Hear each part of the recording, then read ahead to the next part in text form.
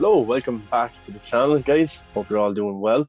Last week we had a retrospective for Man of Steel, that kind of small masterpiece directed by Zack Snyder, and this week we decided to do a retrospective of Batman v Superman: Dawn of Justice, the Ultimate Edition, because a lot of people would be getting very upset if we just did the theatrical version. But we will show the theatrical version some praise because that is the first time we got to see this movie was in that format. So we will talk about that as well. But I'm joined by some interesting and friendly guests today, and I'm going to ask individually how each of you are, and also the first time that you got to see Batman v Superman in theaters. Probably, I'm sure you all got to see it in theaters. So, Lewis, how are you doing, man? And when was the first time you got to see Batman v Superman: Dawn of Justice?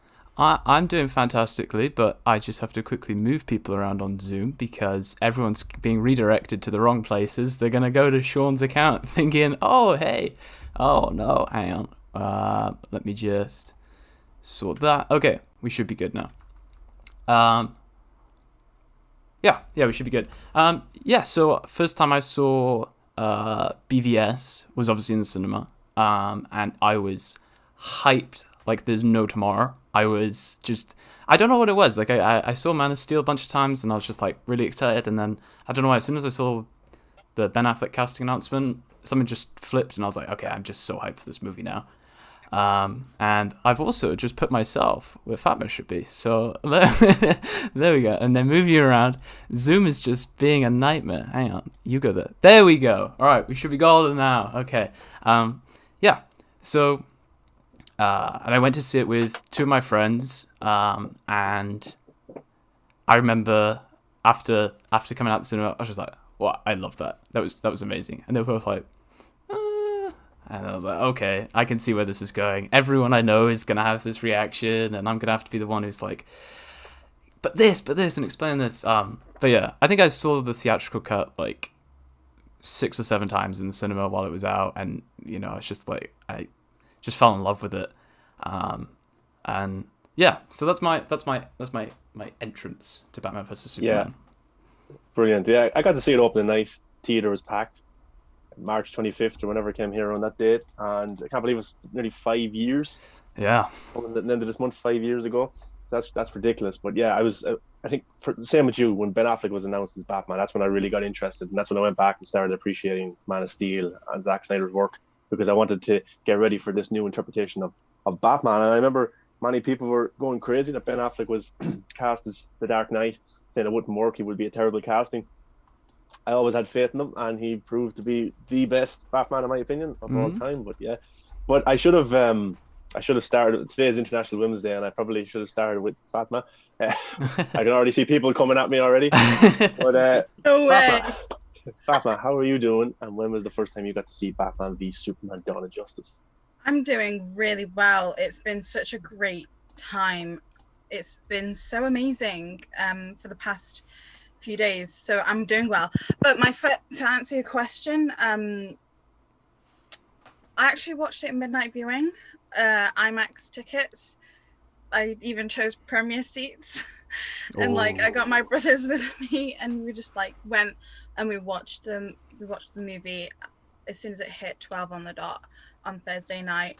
I think it was a Thursday night, but whatever the night was before, and I was absolutely in love. It was beautiful and it was just amazing. My brothers were like, yeah, it's cool, whatever, but like I was just, oh my god, this is awesome. I did feel that there were things missing, like when it jumped from scene to another scene, especially like Clark's backstory and Lois working behind the scenes to find out who's behind this, knowing, well, at the end we know it's Lex. But yeah, so I watched it midnight viewing and it was amazing, and I think I watched it maybe 2 or 3 times afterwards in cinemas.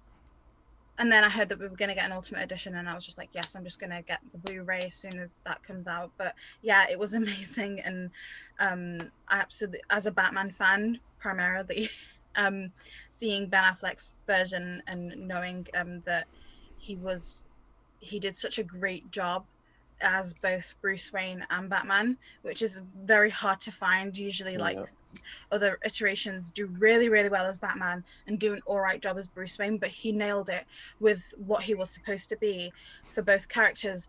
20 years in Gotham produces this type of Bruce Wayne and this type of Batman. So I personally absolutely loved it. And similarly to you, Sean, I also when he was cast, I had just watched Argo and I saw his performance, and then I realized what Zack was trying to do with what he was doing, and I was like, okay, I'm going to give him the benefit of the doubt and I'm going to support him with what he wants to do with Ben Affleck, and I'm sure that he's going to do an awesome job. And I was thankful that I wasn't one of those I don't know if you remember one of his interviews where he was like, no, like, no, that wasn't me, I was on the other spectrum. But yeah, that's me.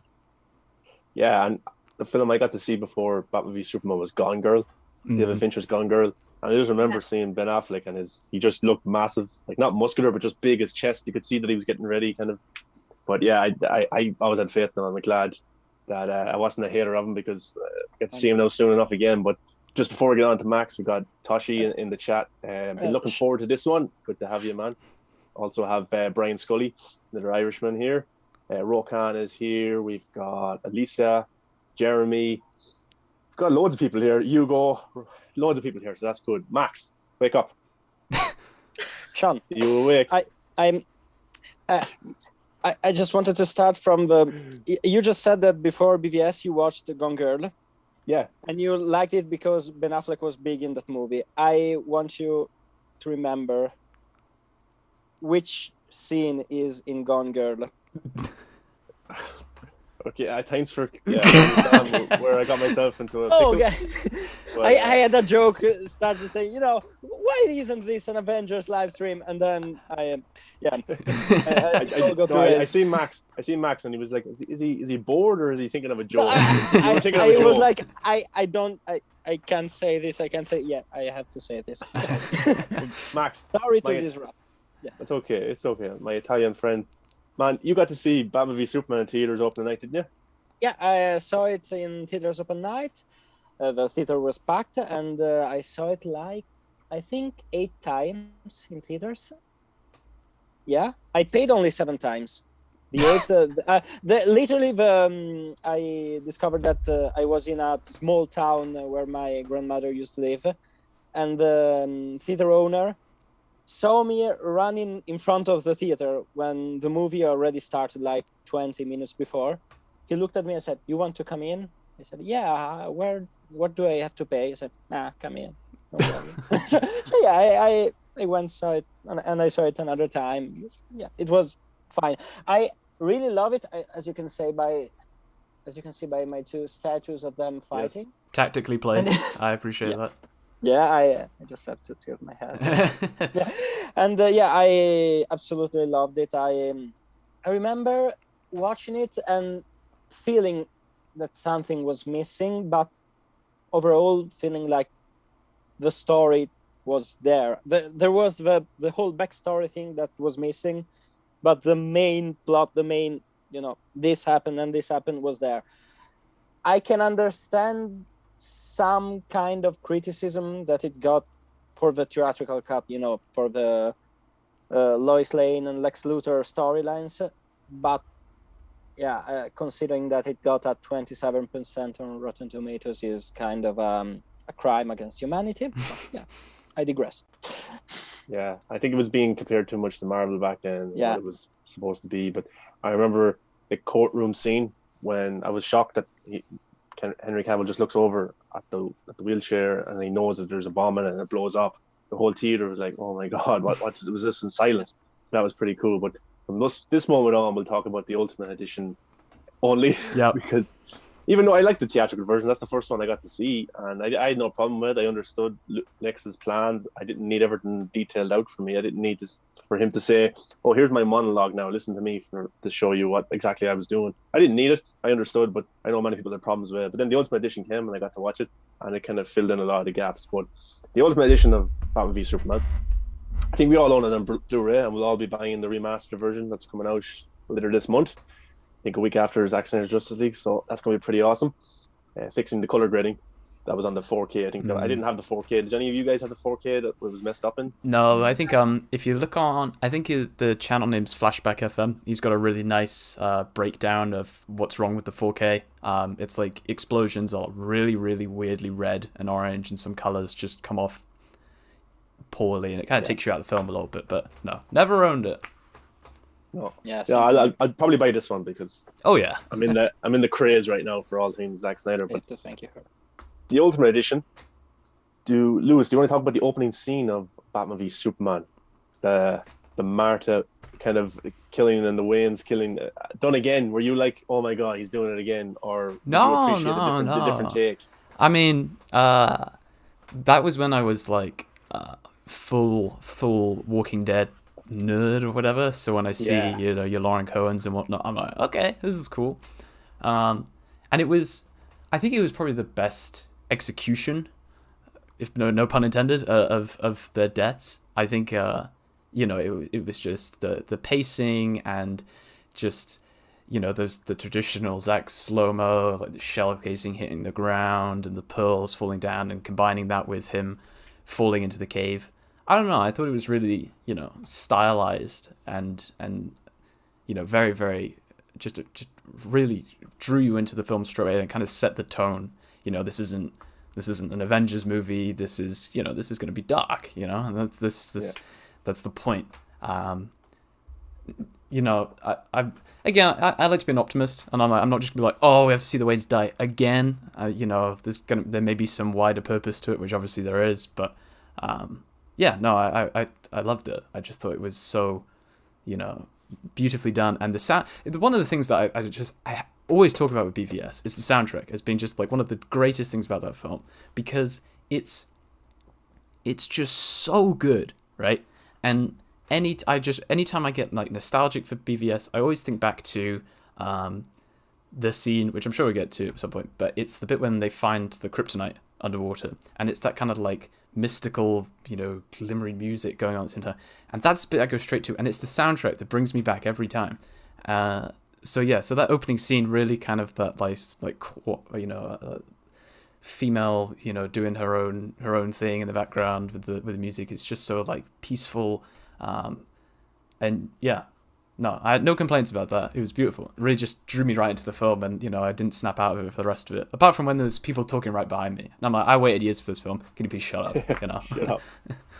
But without the Martha moment and the Waynes dying, it just you need that for this film, because we come back to it later on. Like if you take that out, it doesn't make sense, the Martha moment with Superman near the end. So it's actually important, and the reason that people cry about it and say, oh, he's doing it again, you need it in this movie, and without it, it doesn't make any sense. So I don't mind if they bring in and kill the Waynes again, or Uncle Ben is killed again, if it makes sense for the plot, for the story, for the characters. If it's just put in there for the sake of doing it, then you can just leave it out. But it actually means something to the overall. Yeah, your opening scene is it's your first impression. It's what sets the tone for the rest of the film. So it has to be purposeful and good, and of course it transitions into one of the best opens, like connective tissues with a film I've ever seen. But it sets the bar for the whole film. So you get a vibe, you know what the soundtrack's gonna be like, you know what the cinematography is gonna be like, and perfect way to open it. Fatma, what did you think of when Kid Bruce Wayne started being lifted up by... Oh. Internet crash. He's done. I don't care about this stream anymore. He's out. Oh, cool. I think I know where he's going with that. So once he sorts out his being freaked out by bats, but what was your thought now? It's like he just sat in silence for a minute before he finished his question. Talking about the bats that lift him up. Okay, so I thought when I first watched it, I was like, what's this? But then obviously it's not literal. It's a message. It's like a figurative thing of like him being fallen, and then the bats give him the the fear and the strength, I suppose, to be able to find the persona that he does find later on.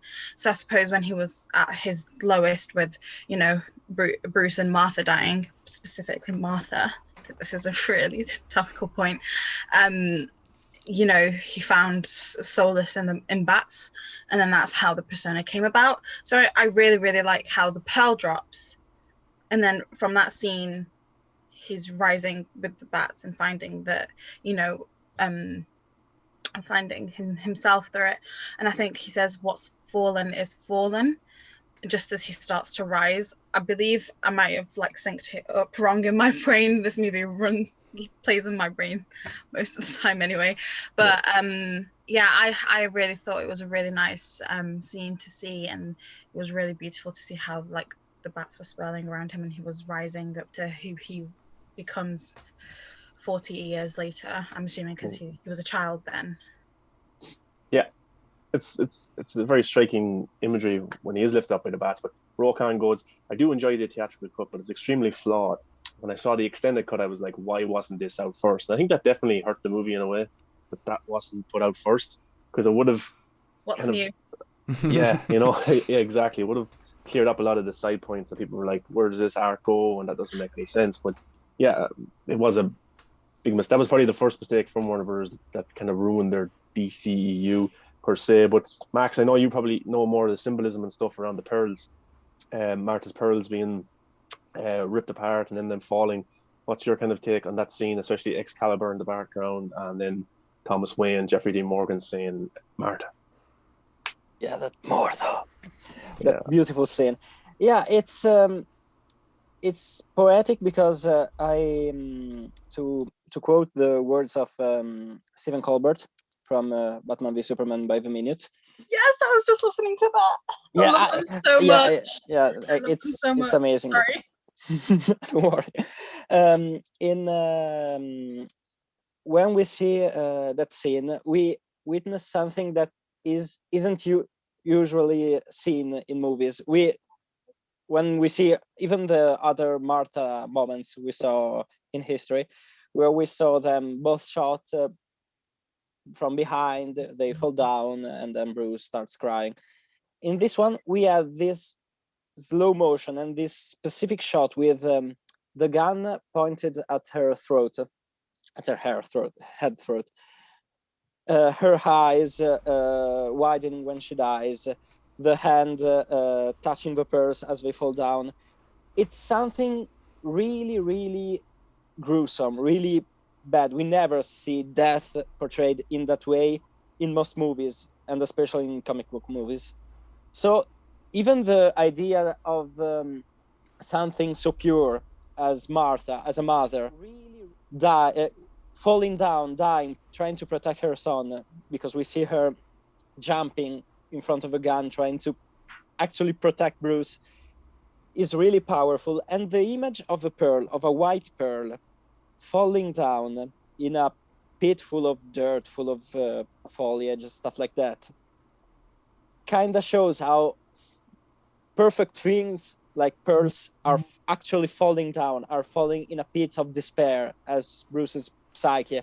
When I was blessed with the interview with Zack, I asked him about the parallels between, at least what I saw between Citizen Kane and Batman v Superman, the figure of Kane and Bruce Wayne. And I love how the Rosebud and the Martha have this exact same meaning for both characters, because they both sign the loss of happiness and childhood. In both moments, when Rosebud is taken away from Kane and when Martha is taken away from Bruce, we see those characters become what they will become in the future. But at the same time, we see them completely get lost from the innocence they had before. So yeah, I kind of like this movie a 6 out of 10 at best, I think.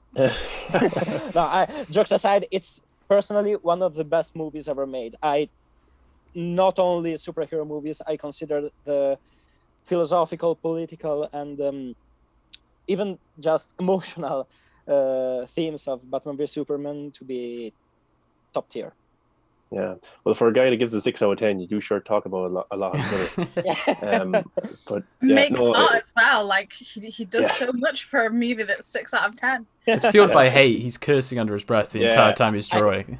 I'm sure Rent this free. clip will go on Twitter, and I will be outed as a hater from now on. Inside agent all of these years. He got Yeah. his interview with Zack, and he got his clout, and he's out. Whatever that account is, CBM cringe or Yeah. Oh, yeah. Those guys. But, but Man of Steel I love, but Batman v Superman for me just elevated the whole entire franchise, and I just fell in love with it straight away. Probably because Batman's in it a lot. But we've got some people in chat. Jessica Hannon, bitter Irish person, says the cinematography is out of this work. No one can deny that seriously. Yeah, the cinematography is just ridiculously brilliant. I did say once on Twitter that every single frame of Batman v Superman is like a piece of art. It's like a picture. Then somebody sent me a picture of Henry Cavill making eggs for breakfast, and they go, "Is this art?" I'm like, "Well, it probably is art." Oh, it definitely is. From, Sorry. It's art to some. It's art to some. Right? Yeah, those eggs were fake, though. I have to say they look very fake. But Artem goes, "Hello from Russia, Moscow." Oh wow, Moscow. Got someone watch from Moscow. That's great. Rokan goes, "You've always seen the Dead of Waynes," and Zach was like, "You've never seen it done my way." So that's actually brilliant there as well. You can call me Joker. Beautiful Lie is the most multi-layered scene in the movie. It is the movie. Yeah, I agree with that. Beautiful Lie is the movie for me. That track is so you can just feel it. You can just see the scene straight away. Brian says the soundtrack to Batman v Superman is incredible. The callbacks to Man of Steel, the setting of the scene from Batman, that Lex theme. Oh my god, I love it so much. Yeah, we'll get to that. That was absolutely brilliant. Chucky, we got Chucky in the chat. Bruce has multiple dreams, nightmares throughout the movie. It even starts with a dream nightmare. Yeah, it's a dream nightmare, very much so. And I like that a lot, especially we go to the Wayne plot as well, and he gets kind of taken by a bat, which is brilliant. But going into one of my favorite scenes in the movie is mankind is introduced to the Superman, and it's from Bruce Wayne's perspective of the final fight between Zod and Superman from Man of Steel. And even you get to see Zod and Superman fight from Bruce's perspective.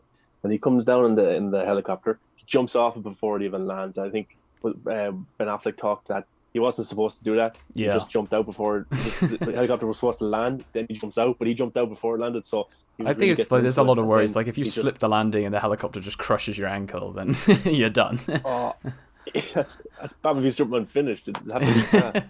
But he's driving through the city, and he runs through the city. That whole sequence is absolutely brilliant. But just from talking about Ben Affleck's perspective, from the building and all that kind of stuff, we'll talk about the aftermath when the fight finishes.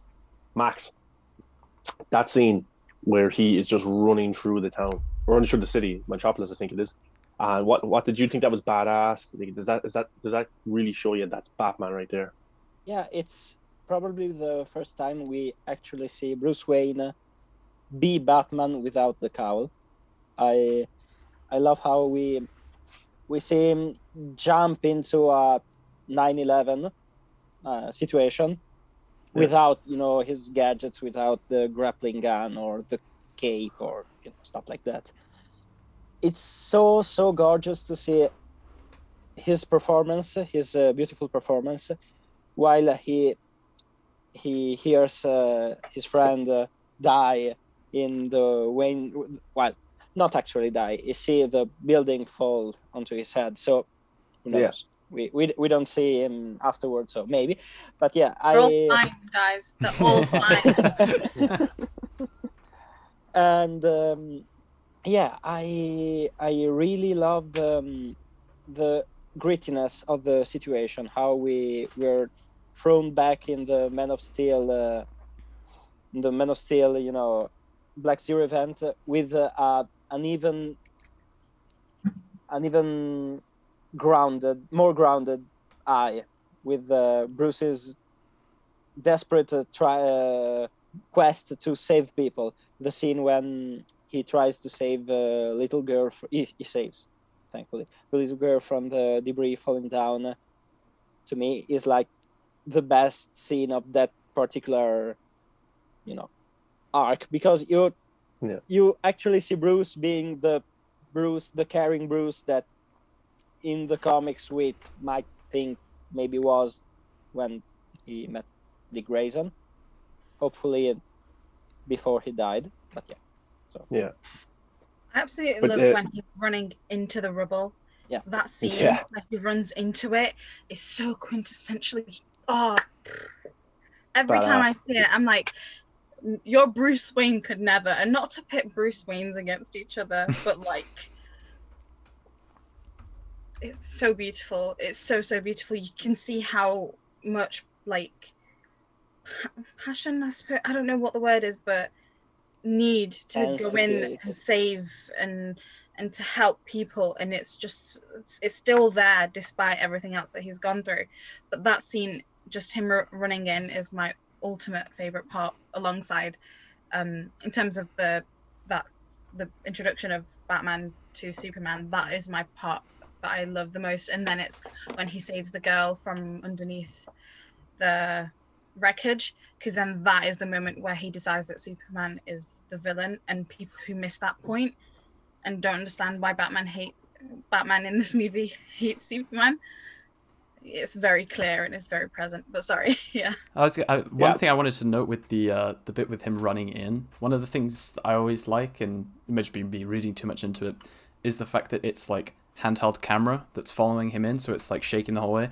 And I always kind of, in the kind of the style of The Office or whatever, where, the cameras are following the people around. It's kind of like oh shit, he's actually going in. We got to go in with him. Like, it's not this, we've got a giant crane set up to follow him go in. It's, we have to keep up with him as he's going in because he just doesn't care.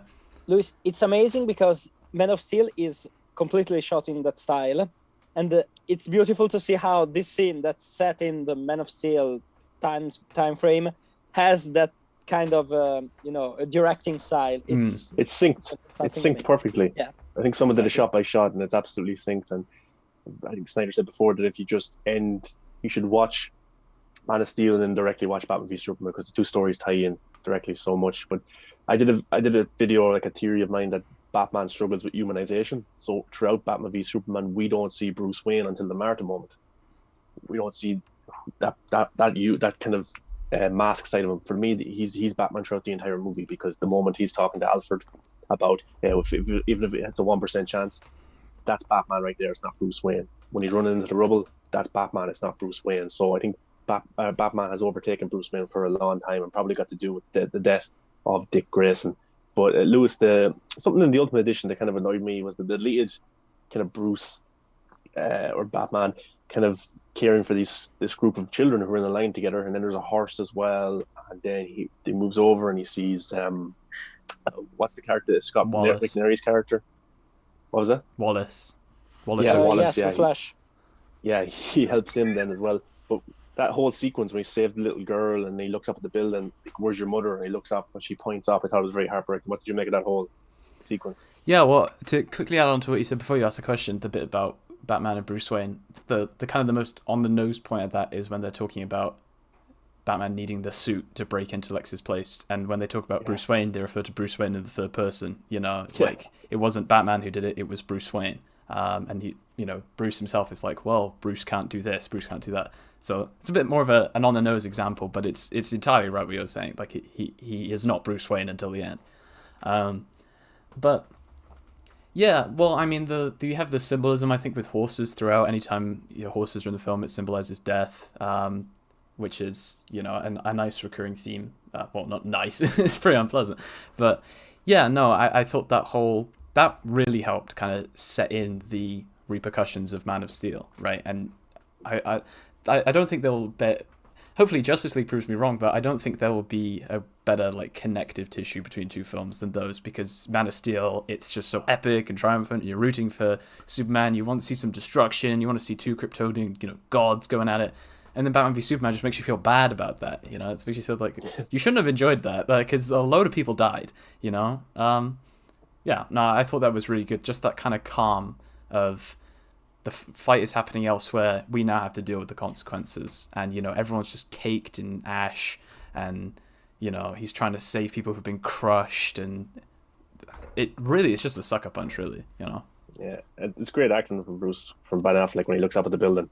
Oh, yeah. When he looks over at Superman and Zod when they're fighting in the air. And this is the moment that sets Batman on a rampage to study Superman and to really understand his weaknesses so he can fight him. But Brian says about the opening scene, the bats can lift him through his trauma. lifting him to the light. But it was a delusion, and now the bat is taking over, making him lose sight. It's beautifully done. And I agree with that. And Jessica said that his abs are 1000% art. So there you go. Rokan goes, it was this moment that begins Batman's dip to insanity. You just know the minute Bruce saw Superman that Bruce starts to lose his mind. Someone who dresses like a bat is already unstable. Jeremy goes, yeah, it does sync perfectly. The Snyder Cut is going to sync the same way, because the opening to Justice League that we know about is the death of Superman again, so we get to see it from a different perspective and maybe a little bit more added on to that. So that's pretty interesting. But the Africa scene, the desert scene, how many of you were confused about that scene? Because in the theatrical version, it's not really showed that well, but in the other version, the Ultimate Edition, we see Superman fly and hit the rocket from the sky or the missile. Thought that was pretty badass. But Batman, what did you think of the whole entire desert sequence? Because we get to see, because Lois is going undercover, of course, trying to find out information, and then Superman comes to the rescue, and then he's painted to be this villain, even though he didn't do anything wrong. So we're talking strictly Ultimate Edition here, right? Cool. Yeah. So, like, that one, I wasn't confused the first time I watched it in cinemas. It made sense to the story arc and what he was trying to achieve with the connection of Lois Lane and unearthing that, and then the Lex Luthor connection that he has there with KJ Beast and stuff. So that scene, for the theatrical cut, it made sense. But so like, it's just, there's so many things in that scene that you can unpack. So like, you know, in policy and in principle, America doesn't want to intervene, but then at the same time, you've got these mercenaries, militias that are, you know, questionable. And then he's like, well, also as well, that you need to sit there and think about. These drones are flying, so how is America saying that they don't intervene in these situations?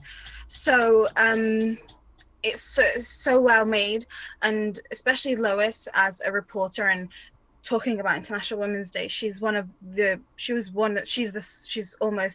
the spine. I've frozen up, haven't I? You're good now. You're good. Okay, so she's literally the spine of the movie, because if that makes sense, if I'm making any sense, because she's the one who uncovers everything. She looks for the story, she looks for the connection, she looks as to why things are done a certain way. And her interview with Amajad is his name. Wow, good job. You were able to remember that. Amajad? Amajad, yes. So that was very enlightening to the political landscape that we then you know, delve deep into during the montages that we see, talking about Superman and talking about America and his position in the world. So I think that's a great parallel as well. And when she says, I'm a reporter, I'm not a lady, I'm a journalist, I'm not a lady or a woman, that's also a great thing to remember, how important and how powerful and strong she is as a character. So that scene in and of itself has so much to unpack and so many interesting things. With regards, if your question is about the entire scene, I'm going to go into Jimmy Olsen, because that was somewhat controversial as to why he was killed. It's nice. I don't think of it in a bad way. I think Zack gave us a character that, you know, I don't think he would have been a major character otherwise, because the plot doesn't need him, but it was a nice way to have him there, and to have him as a character that's not just you know, someone who takes pictures, but he has layers with the CIA. He actually wants to actively help and change things and become a mediator with Amajad and the USA in an unofficial capacity. So there's just so many angles in this, and I think Lex engineered it in such a brilliant way that Lois realized with that bullet that came into her journal, and then she was on to him. And that's the one variable that Lex couldn't account for, and that's where his downfall is ultimately. Yeah, Lois Lane was able to crack the case, but the thing is about the 5-story arc. is Zach was never going to be able to use every single character. He was never going to be able to use Dick Grayson, Jason Todd, all these characters, because it was only five stories. And even Jimmy Olsen, like to be honest with you, I didn't know who Jimmy Olsen was when I got to see it in 2016. I just thought it was a random guy, so I didn't think much of it, and I didn't really care. And even after when I found out, I still didn't care. So that was just my viewpoint on it. But Lewis, the part where Superman comes down and saves Lois, and he kills. He obviously kills the guy. He has to have killed him. But then you kind of cut. We can see a scene after that, or shortly after that, of the woman who's in the courtroom, and she says that Superman came down and basically killed her town, killed everyone. That kind of arc right there. Where did that kind of make you think about Superman in that instance? Do you think he was wrong? Were you kind of being manipulated by Lex as well? Well, this is where we have to talk about the divide between the theatrical cut and the Ultimate Edition, because obviously it's like a 5-second shot that got cut out for no reason of them burning the bodies. Like, why do you cut that out? You really think Superman came down with an assault rifle and started shooting everybody, and decided to leave? It's ridiculous. That's one of the craziest decisions, because burning the bodies is what makes that entire scene make sense, No, at that point, I think that was when I thought, okay, I can kind of see what they're going to do for Superman here. They're just going to, completely, what's the word I'm looking for? Completely manipulate his public image, not really give him a chance to defend himself. Blowing up the courtroom, he has no chance to defend himself. And I think also that is another kind of explanatory reason for killing Jimmy Olsen, in that if you have those purists who are like, no, he needs to have his best bud the entire time, it's a nice way to just completely shut all doors that Superman has of being able to explain himself, of being able to defend himself and talk to people who will help him stay calm. And in doing so, increases Lois's importance to the plot. If there's no Lois, from maybe what we know from some other future films that may or may not happen, we know that there would be much more, dire consequences. So no, I thought that it was just a cool. At first, I thought it was, this is a cool moment, Superman in action. He's going around, but then, you get the courtroom scene and you kind of start thinking that, okay, now we have the issues of should he be acting, where should he act, before you get that amazing sequence later in the film of talking about what Superman should do. No, I wouldn't say I was being manipulated by Lex, but that might be me having some bias. I might be sat in the film completely fooled, but no, I think I was right. It's so hard to talk about Batman v Superman, because one scene at the start relates to another scene at the end, the Martin moment. You got the scene in the desert, it relates to a courtroom scene, it relates to Lex. There's so much that it's hard to discuss this movie scene by scene, because you have to bring up something else that happened later on. So it is kind of tough that way. But Max, I want you to talk about our first look at Ben Affleck's Batman in the actual suit. So we have the Gotham police. They're going to investigate some building, and we know there's kind of trafficking going on, sex trafficking probably going on with these women. And we have these bad guys, I think they're Russian, and the cops come in, and the guy's already tied up. The women are downstairs in a cell that's open, and they don't want to leave because they're kind of afraid by the Batman. But the cops go in, one cop goes in, I think, and we see Batman just in the corner, and I'm like, what the hell is this? Yeah, that scene is so beautiful, because we've never seen a Batman be so scary on the big screen, or agile, or exactly. I think he can turn his neck, he can turn his head. He can. Yeah.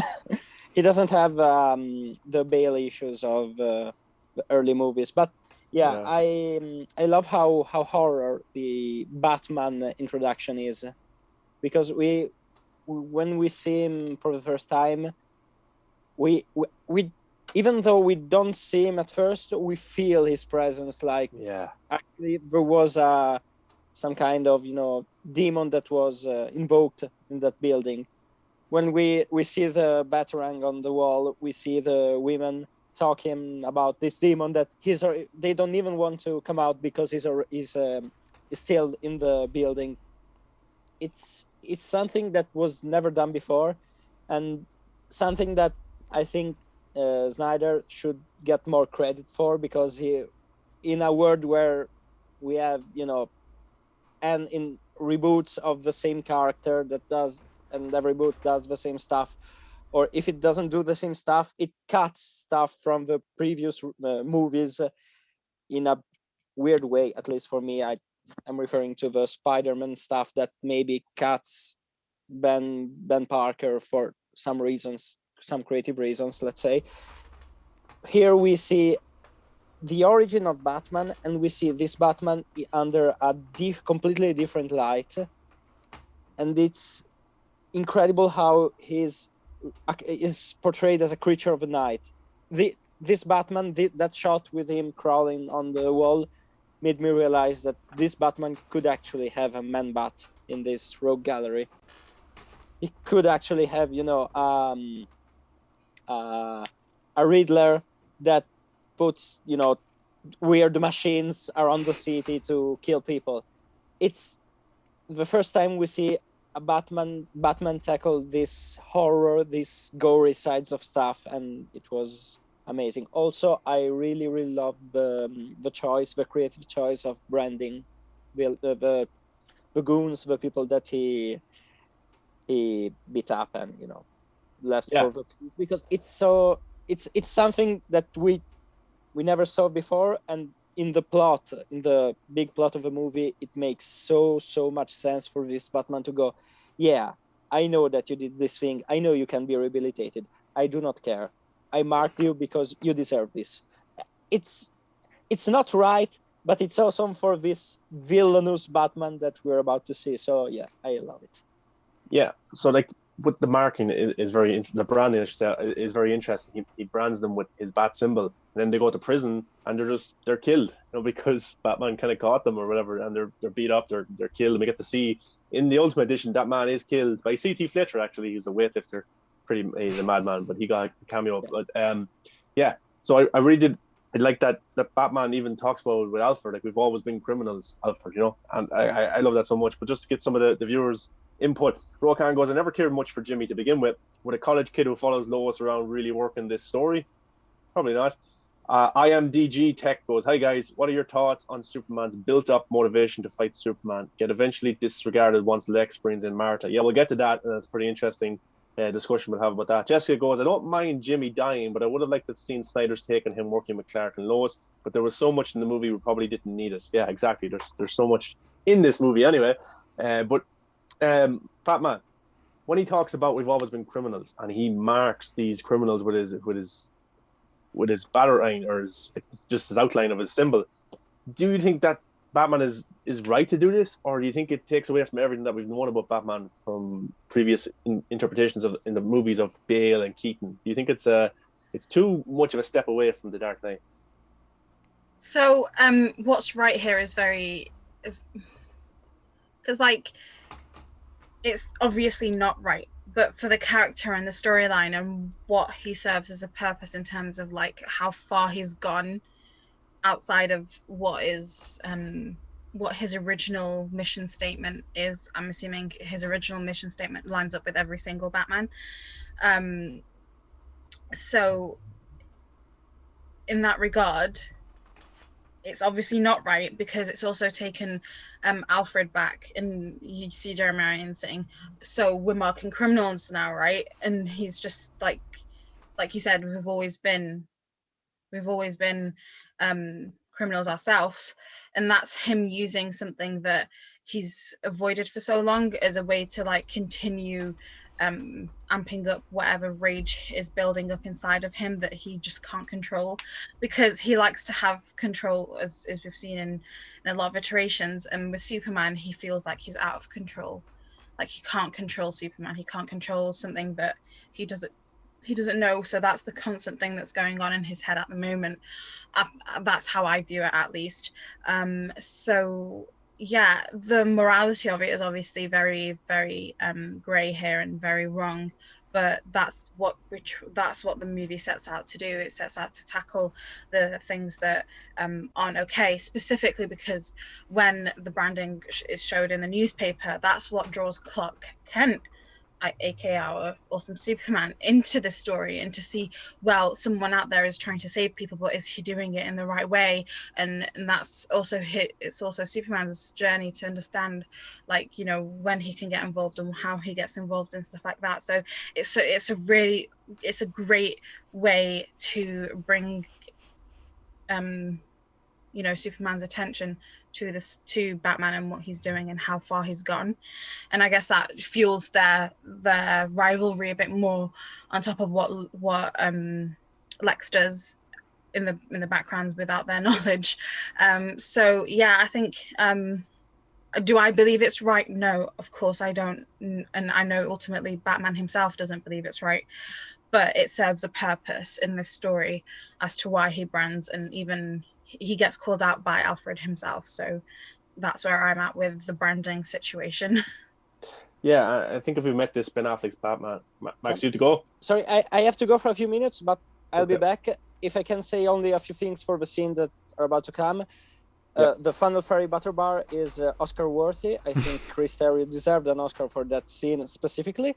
I loved Alfred, this kind of, you know, ironic, really, really ironic Alfred, and his sassy takes on Bruce's bad life choices, let's say. And I hope I can get before that scene, get back before that scene. But the bath scene between Superman and Lois is a beautiful scene. I'll be back in a few minutes. Thank you, Max. Thank you.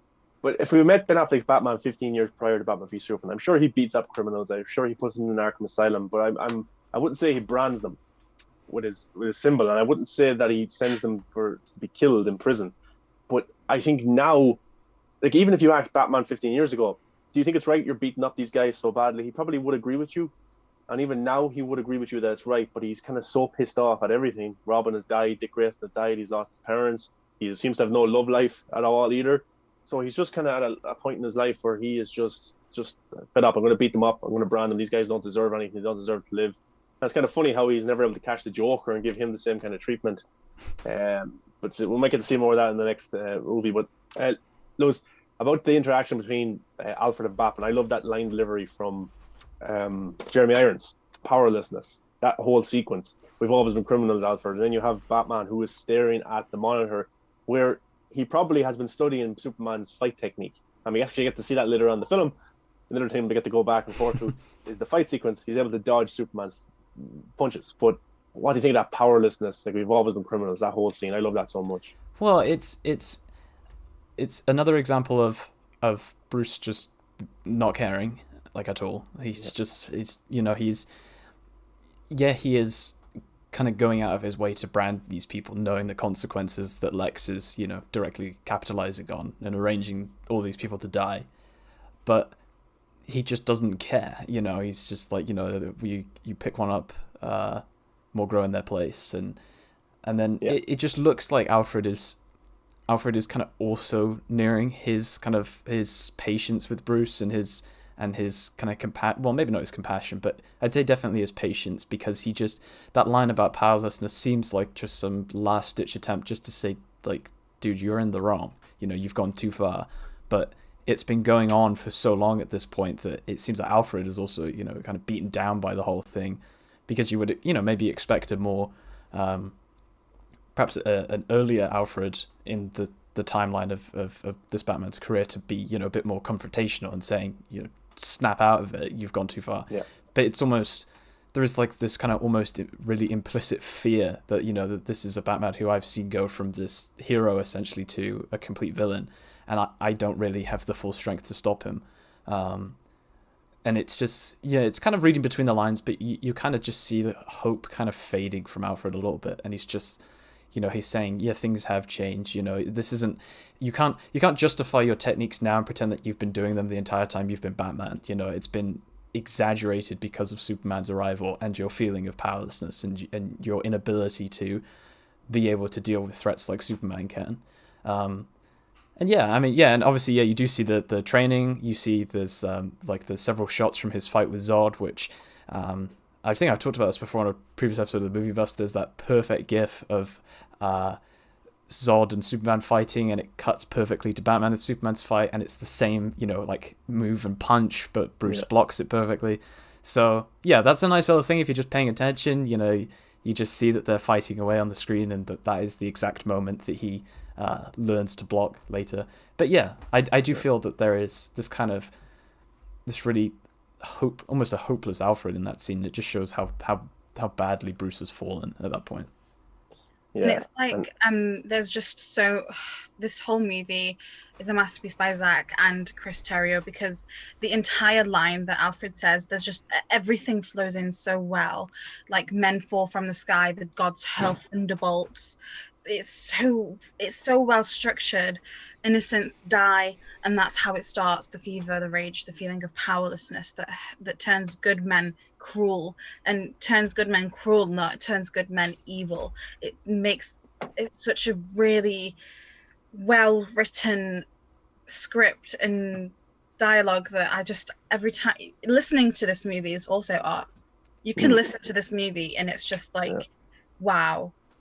This is, and also the whole dynamic between Alfred and Batman, it really shows that there's a different style. It's not usually like, how Michael Caine portrays Alfred as his butler and his friend who just like gently advises him, or like the other iterations of Alfred. This Alfred is just like, yeah, I'm gonna call you out on your rubbish. There's other words. So I'm going to call you out on this, and I'm going to tell you that this is wrong, and I'm still going to support you, because at the end of the day, we've been through everything. But at the same time, he's not one to fear Bruce. So they've reached a camaraderie level that I don't think we've ever seen an Alfred and Batman reach before. And I could talk about this movie for 10 days straight. Yeah. It's also nice to see an Alfred who's so hands-on with working on Bruce's tech as well. That's nice. The fact that he's the one helping build the suits and stuff like that, That's just a nice, whereas the Michael Caine Alfred, say, is much more of a mentor, a kind of a mental mentor. Alfred is hands-on with the tech and hands-on with the advice. And yeah, I love that. Yeah, there doesn't seem to be a Lucius Fox in this universe. Maybe there was years ago, but I like how it's Alfred very much close to home. But IMDG goes, personally, I'm so mixed in the motivation shift, but I do see why it works, because Superman would never pick a fight. That's not him. So he really had to be pushed to fight Batman, which is a good point as well. He didn't want to fight Batman, and that's why maybe Batman got a little bit of an advantage and maybe kind of won that fight, because Superman, his heart wasn't really in it. And I just found that interesting. Ares goes, the best part of these movies Zack gave us is how real it feels. Like, seriously, what would it look like in our world if Batman and Superman actually existed? And that's what I love as well, the political themes, the symbolism there, the underlining meaning to everything. Of course, the meaning to Greek gods and all that kind of stuff, but also the media impact for me, which we talk about the Neil deGrasse Tyson voiceover and those kind of voiceovers, absolutely brilliant, because I think that would happen in our world. We would react like that, but it's kind of interesting. But Lex Luthor, Jesse Eisenberg gets a lot of hate. I love him. I think he gets better at every performance. Really, really love his character. His whole arc in this film, including, we can jump to different scenes if you want, his whole villain shift. Did you like it? Do you like Jesse Eisenberg? I love it so much. Yeah. I know the guy wearing Zack Snyder hoodie and on a stream about BVS is like, oh, of course he's not going to say anything bad. But I think the fact that it's Jesse Eisenberg specifically, and not your larger bold men or whatever that traditionally take the role, is because of the fact that Lex is not meant to resemble a physical threat in any way. So it helps that he is this kind of slimmer, smaller figure, maybe emblematic of some Silicon Valley CEOs or whatever, but he is this, younger, jumped up individual, but he has no physical threat to Superman in any way. He's not physically intimidating in any sense, and that's what makes him besting Superman and Batman so much more emphatic. He beats them through psychology, he beats them through manipulation, he the only person who can undo him is Lois, and Lois, again, is not somebody who would be, I mean, maybe she would be, but she's not, her character isn't about her physicality and her fighting. So it's nice that, it's more of a mental battle between them. But yeah, I get why people kind of are a bit knee-jerk to Jesse. I think that's basically the recipe for reactions to anything Zack does, is just what is the convention. I don't like this, you know, I don't like it because it's not this, you know. I think the whole Jimmy Olsen thing was kind of like a mini outrage, and then a while later somebody went, oh, I just remembered that in like a film that came out 3 years ago, Jimmy Olsen died. I'm going to complain on Twitter about it again. And then everyone kicks off about it. Like, you know, people just, that's the social media. But yeah, no, I loved it. And the one thing that I, you know, noticed straight away was the whole lack of a physical threat. And I'm like, okay, you know that he's going to torment these people. Even just like the tiny parts, like how he supposedly doesn't know where Martha's been taken, he wouldn't let him take him, just as like an extra precaution that you know, Superman cannot best him, because he's like, I didn't let them tell me where she went, so even if you tried to intimidate me as best you could, you wouldn't ever find out. It's just those little tiny bits that just help cement his victory over Superman, who has all of this power and no way to use it, you know? Yeah, it's like, his performance gets better every time. I love his dialogue. I just love his interaction. The way he just carries himself is ridiculous. And he does have this plan, but I like how it's not laid out for the audience. It's not like, oh, this is what he did here and this is what he did. You can there's parts in the film where you can pick up on it, like, you let your family die, and then he references it at the end when he's talking to Superman. I thought that was absolutely brilliant. But Lewis, what was your favorite scene from Lex Luthor in this entire movie? I mean, it's got to be his monologue, right? I think there are like a bajillion great scenes that he has in the film, but his monologue kind of explaining everything and going from, and it's a nice physical transition in that scene. You know, it begins with Superman hovering above him and it ends with him on his knees in front of him, and the only thing that happened in between that was Lex talking, right? And again, it's that point of Superman is this powerful being that could kill Lex in a second if he wanted to, could take over the whole world if he wanted to, but in the course of one monologue, he goes from flying above him triumphantly to on his knees kind of begging for his mother's life.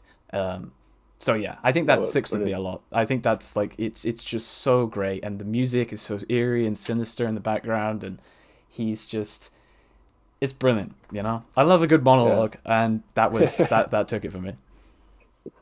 He tries to manipulate Senator Finch throughout his entire movie, because he wants to get the policy granted so he can get the kryptonite and use it and stuff license, like that. Yeah.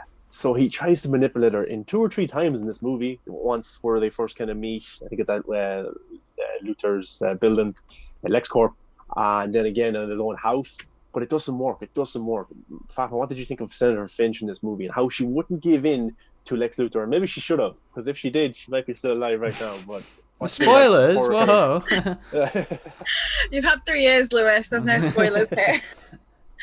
I think that the fact that Zack wrote this character as an original for this movie is amazing, and Holly Hunter did a phenomenal job as Senator Finch. She's absolutely amazing, and her dialogue and how she stands up and how she's absolutely unafraid of Lex is so amazing. And yeah, I just love her character and what she does in terms of like asking about the morality, and asking about where he can act and whether he should act and when he should act. There's just so many layers, and she's out to make sure that everyone's okay. And another thing is, you can tell that she's not one of those senators that can be bought off. She's very true to her morals and to her values, and there's no which you see in a parallel with the other guy that's with her. I can't remember his name. That when they go to Lex Luthor for the body and the Krypton presentation, you see the difference in terms of like political figures that you've got, and how, like, you know, some are willing to bend towards power to people with money and power, whereas she has principles that she just doesn't like. She doesn't waver or remove from how she acts and how she goes about her business, so to speak. But in general, she's another amazing female character that I think we should celebrate today of all days, especially. But yeah, she was a great addition, and I'm so glad that she was added on. And I'm hoping that maybe this senator can be in the comics one day or become canon in DC fiction. But either way, we've got her in the movie, and it's amazing. Yeah, and she was willing to, well, probably not willingly, but she was willing to die. She wouldn't give in to Lex Luthor. She wouldn't let him take over. But one of my favorite scenes is when he gets kind of granted to go and experiment on Zod's body, and he's just going down kind of the hallway, I'll call it, but the score kicks in and the slow motion.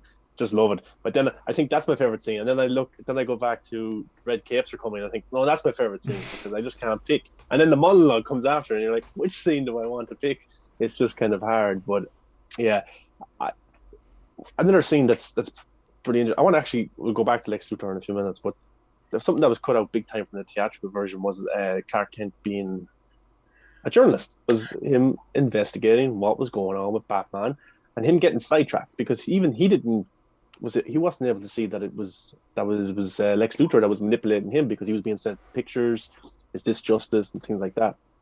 So that was a big important part that should have been left in the theatrical version. But Lewis, was it cool to see Clark Kent, Snyder's Clark Kent, actually doing his job when people said Snyder doesn't know how this character should be represented?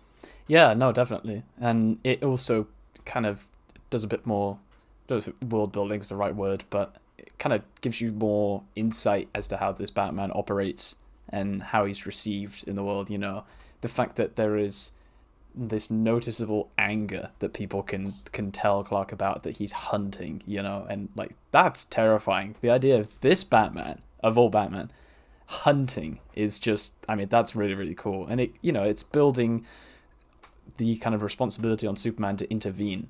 But it's information that he has to get as Clark Kent, and it's him trying to do, you know, go around as Clark, and how you cut that out of a movie, I will never understand. It's like removing anything with Bruce Wayne is in the film. It's like, what are you doing? You know, it's one of the most essential parts of this character.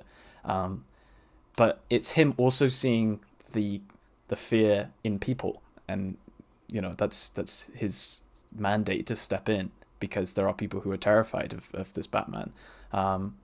And you also get the other nice little bit of world building is the fact that they're just a harbour away, you know, Gotham and Metropolis, and he takes a boat ride to see it. I thought this was a nice little touch, because then you get the shot with Lex later when he's looking at the bat signal from his tower, which is one of the best shots of the movie in my opinion. But yeah, no, how you cut that out, beyond me. I'll never understand that.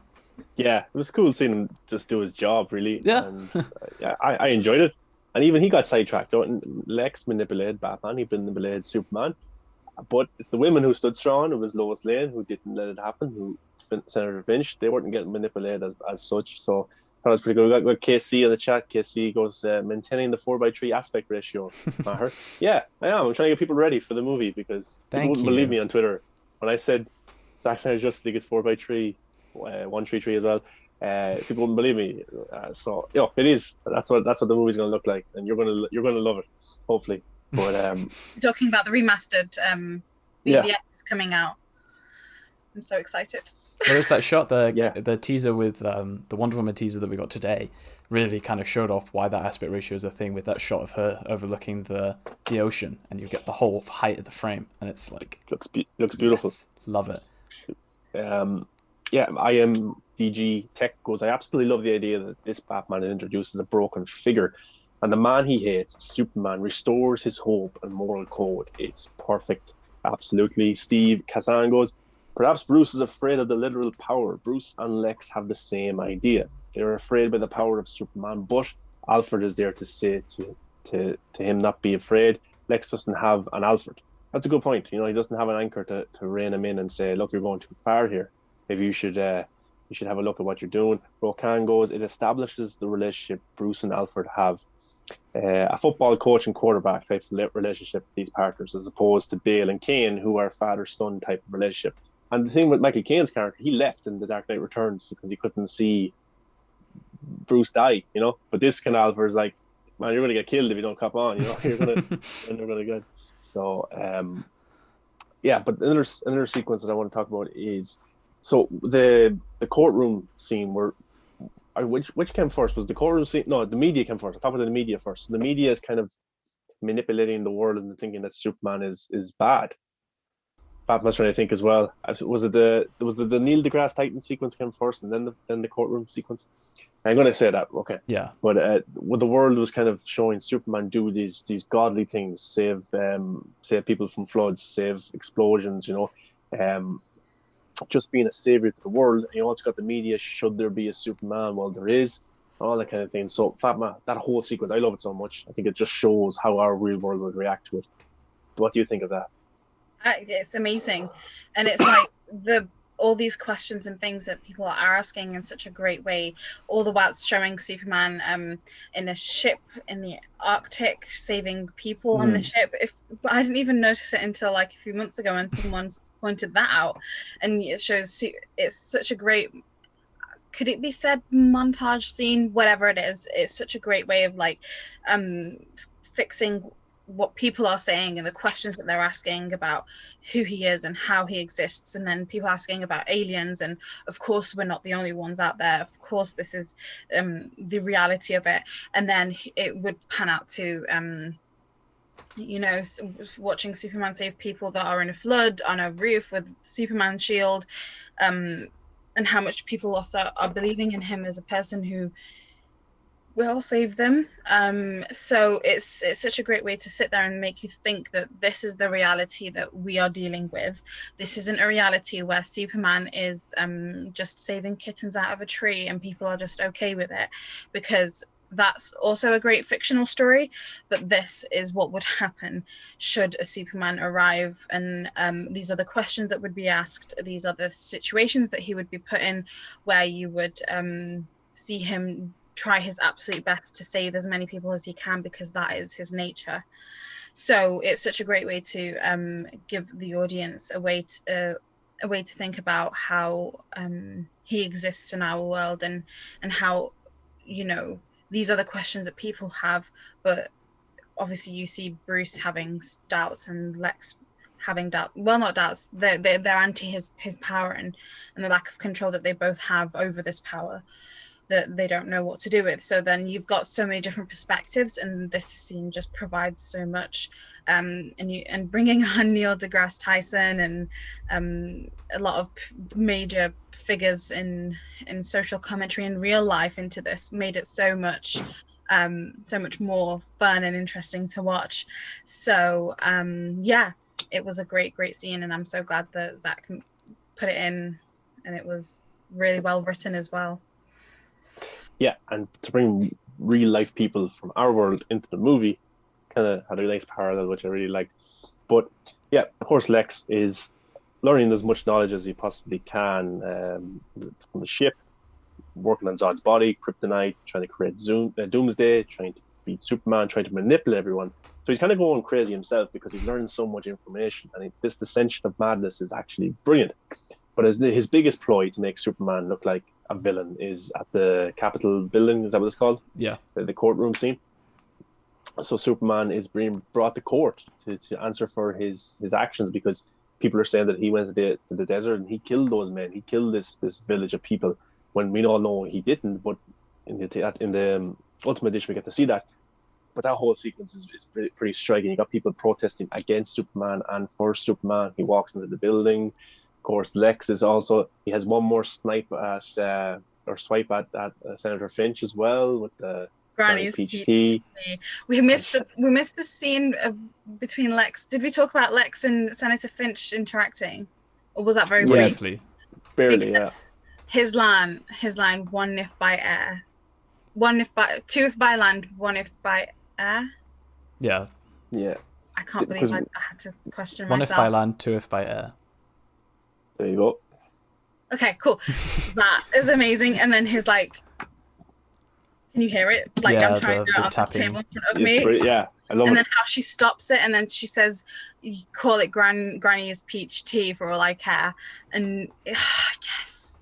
And then you see it, and then that's the moment where she truly has fear, and that made me scared, and I was anticipating something happening.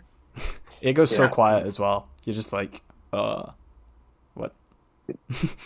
It's crazy because Lex thinks he has her there because she actually comes to his house to see him. So Lex thinks maybe he has her now. He can get what he wants, but then she shuts him down straight away. You know, like I grew up, I can wrestle was it a crocodile or an alligator or something like that. You know, or the pigs in the mud or something like that. But it's just a great line delivery. And then the courtroom scene, Superman looks, he knows what's going to happen. But the cinema I was in, when silent. They just went dead silent. Lewis, was the same for you, and then when you got to watch it after in the Ultimate Edition? Yeah, it was just even the second time where you knew it was coming and you kind of feel almost like Superman. You feel helpless. But I mean, technically, Superman isn't fully helpless prior to the explosion because he has no idea that it's coming, obviously, because it's the lead line chair, which is also, I think, was that a detail that was cut from the theatrical cut? Lois finding out that the wheelchair was lead lines, so Superman couldn't see through it. Again, another detail. But then again, it kind of works with and without that bit, because it then raises the question with the general audience. They're like, well, why didn't Superman stop it? And that's what everyone else is talking about in the actual world of BVS, you know. But there are a couple of really beautiful moments with that scene. I think the fact that he walks in the courthouse, in the Capitol, he flies there and then he just walks and people are just staring at him as he's walking by like a normal guy. Gently opens the gate. I really love the comparison with Man of Steel. How in Man of Steel, before when he meets Fiora and goes off with her and Lois, you have all the tanks and machine guns aimed at him, and then the exact shot in BVS is all the news cameras that are all aimed at him. And that's, the complete distinction between the two films, in that it's all about information and image and how easy that is to manipulate, and how that is now the main weapon. It's not violence, it's communication and data and all that shit. I mean, you can get into your all levels of government and spying on people and all that, but that's a different point. It's just the fact that Zack showed that he makes that really explicit connection of it's no longer the fear of violence, it's the fear of information and how people are perceived in the world, and how Superman has been, the massive character assassination threat completely taken away from him. Which, I've seen people that criticize the film and say he doesn't have a lot of lines, but I would say in essence that's essentially one of the core themes, is that he doesn't have an opportunity to defend himself. He doesn't have an opportunity to say, this is what I did, this is what happened, it wasn't this, it wasn't that. He never gets that opportunity. And if he did, and if Batman had the opportunity to actually see the other side, then a lot of the conflict is avoided. But essentially that's one of the core themes. Yeah, and it's another character that Lex manipulates is Wally. Is it? Yeah, he just manipulates him again. Like Superman made this happen, or this is why you lost your legs, and now this is your chance at revenge. So that was a nice kind of side ploy as well. But Batman, a scene I also love is when Alfred and Batman are talking, and the 1% chance scene, and the red backdrop really symbolizes Bruce's anger. That whole sequence, like, if there's a 1% chance, you have to think it was an absolute certainty. I think that's great acting. I think it's absolutely brilliant.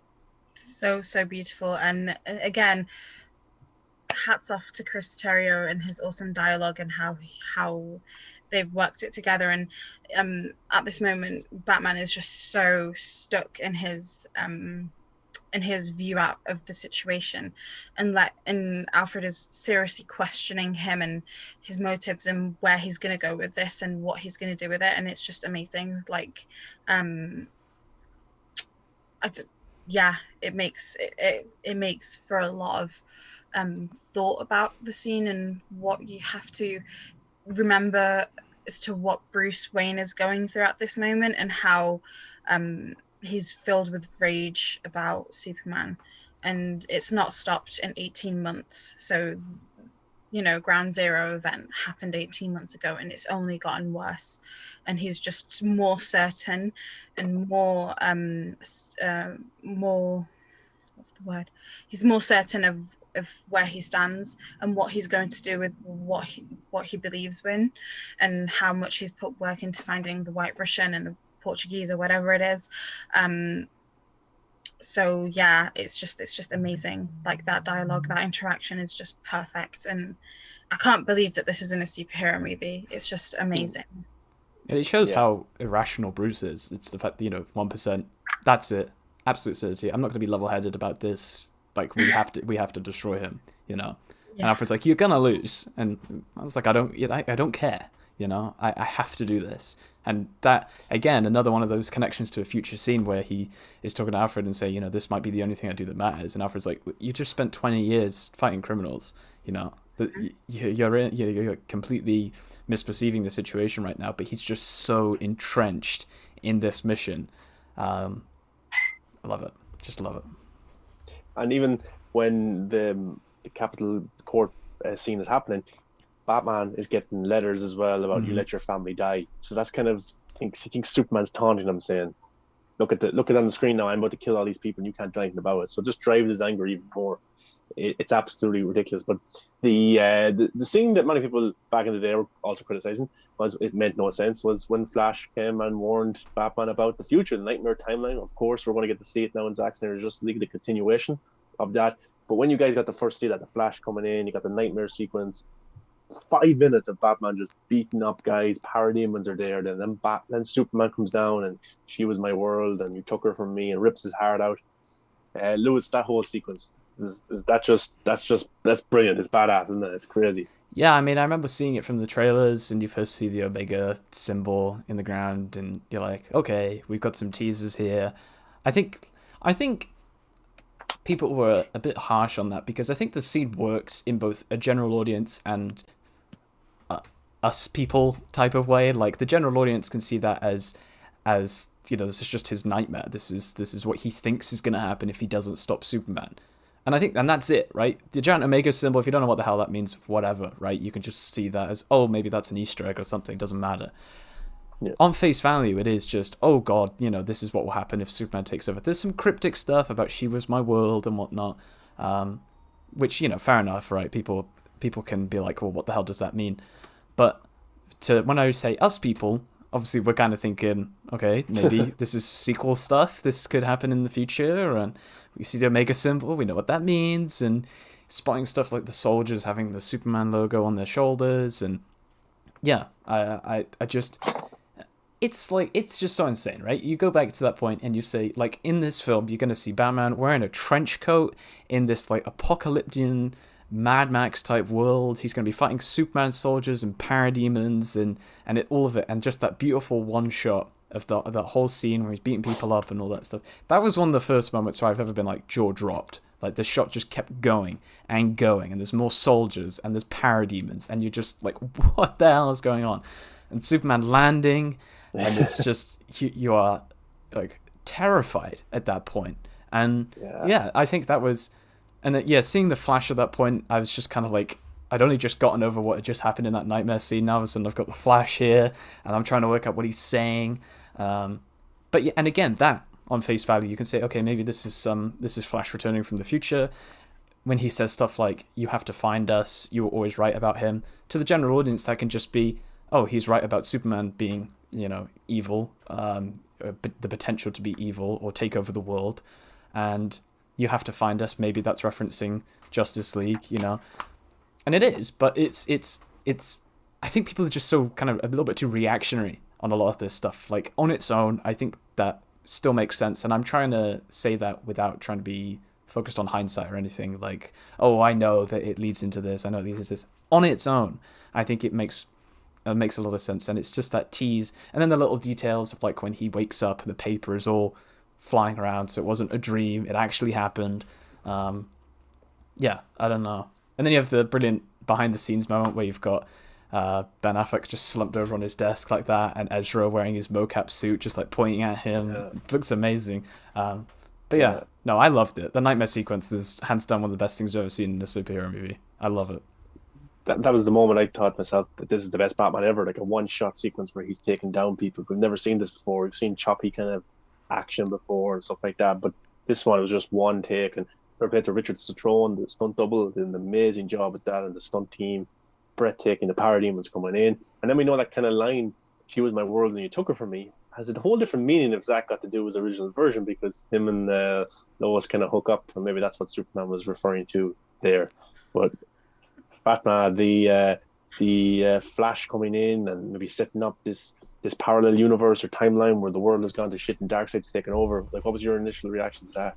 Amazing. It's just showing like an alternate world where, this is that was also like a little chance that Batman should have taken to see that, you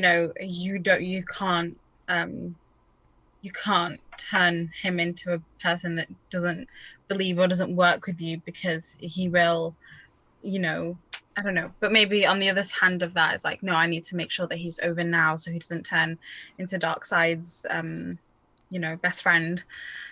So it's an interesting scene to watch. I think it was done really well. It gave a really otherworldly vibe to it of what happens to Earth should, Darkseid turn it into Apocalypse.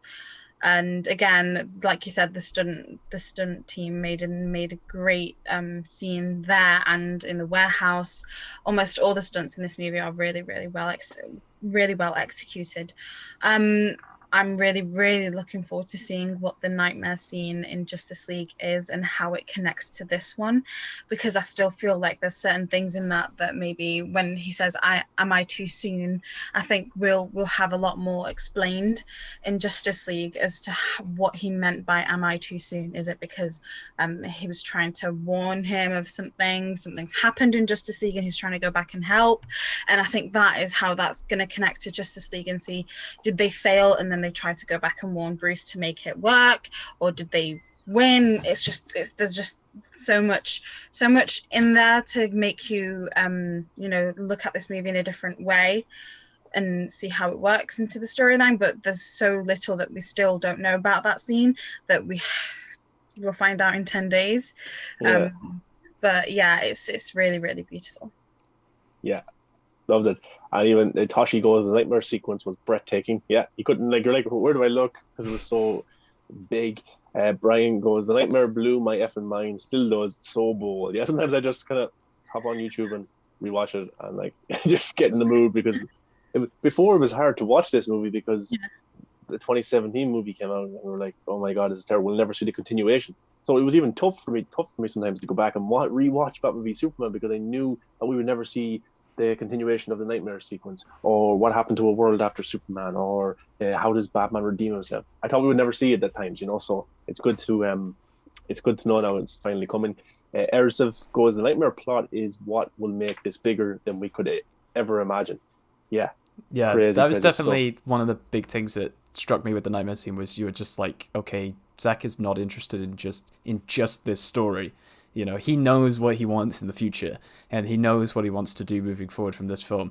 And you don't see that in another type of comic book film or whatever. Just say, oh yeah, this is the absolute worst case scenario, but I'm going to give you all of this cool shit. I'm going to give you the Omega symbol, trenchcoat Batman, this scrappy militia that he's put together, him being betrayed, him, a tyrannical Superman, all of this at once, and you're just being overloaded. But it is that. It took the scale factor right up, and you're like, oh, okay, this is a lot bigger than just Batman having a fight with Superman. This is something that he wants to take even further, which I love. Yeah. And after the IGN interview, when he said, my second movie was going to be, should it ever happen, a whole movie that's set in nightmare. And it was just like, we know so little about that nightmare scene now. Yeah. That nightmare scene, we know so little about it. You just know, but when you're watching Justice League when it comes out, that there'll be, as soon as that nightmare scene starts, because it's in BVS, it just starts out of nowhere. You're not anticipating it. It's just Bruce looking at the computer, and all of a sudden, fade to black with the world engine noise, and then the door opens. You're like, what the hell just happened?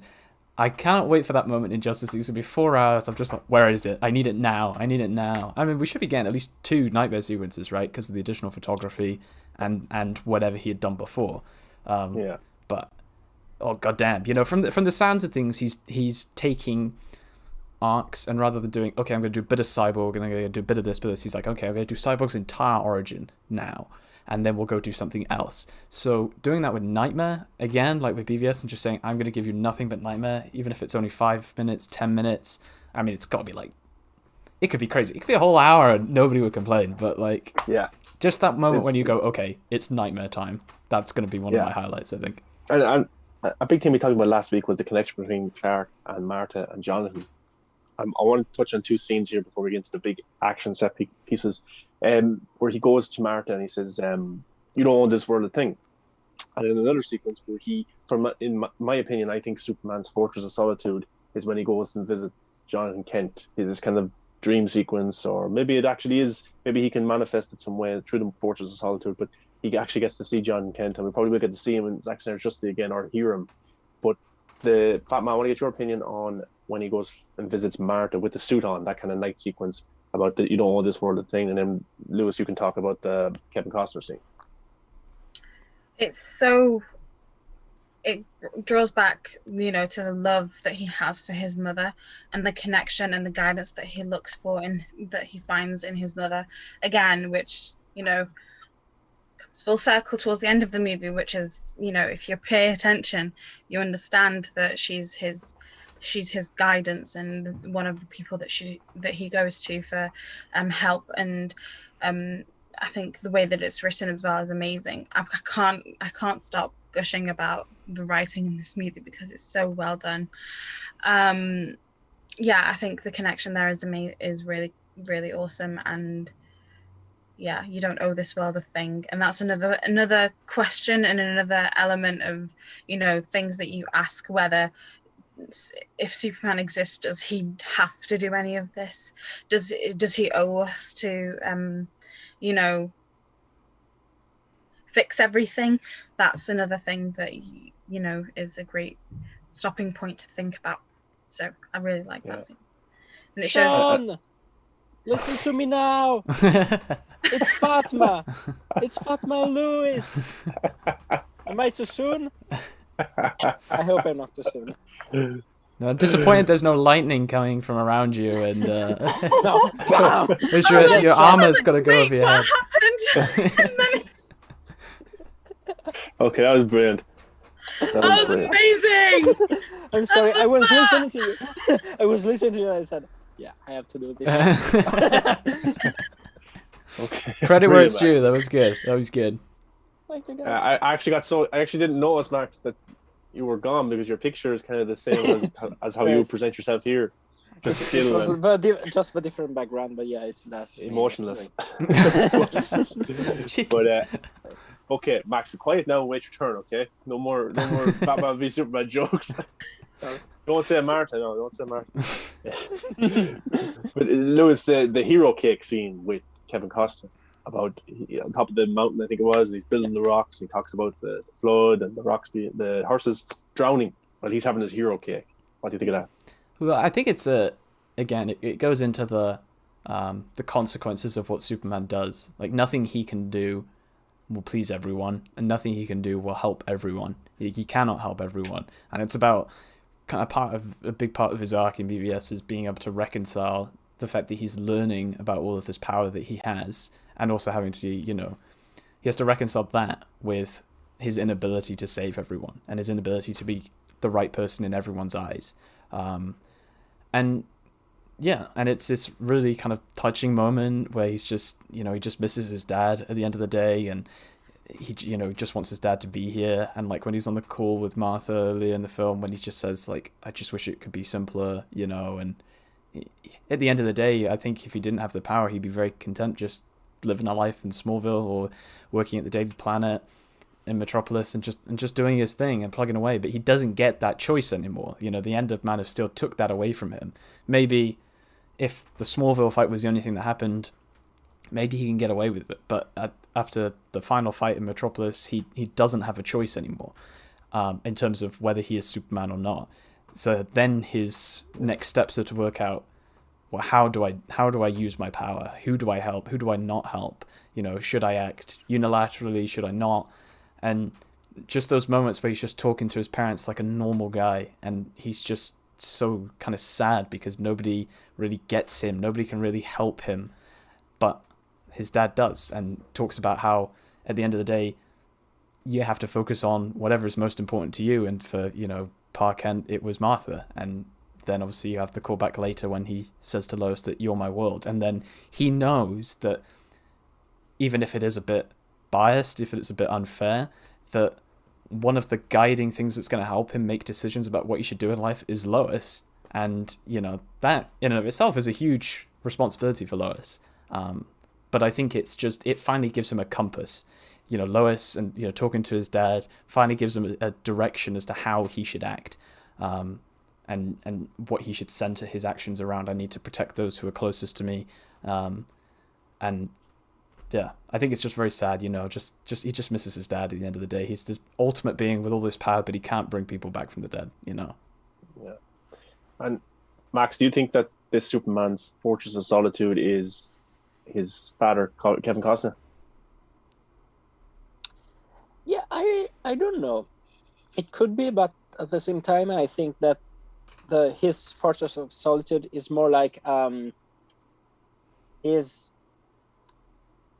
I don't know, his inner psyche, his inner emotions. It's like his himself falling back in his safe place, where in his memories.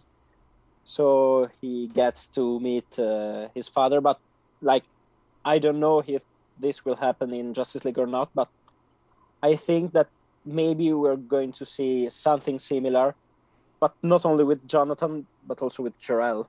I think that we might get some kind of, you know, Fortress of Solitude that is more like a place where he has to face himself, his morality, is Jiminy Cricket in a way. Yeah. So he has to ponder his choices and say, yeah, I did this, I want to do this.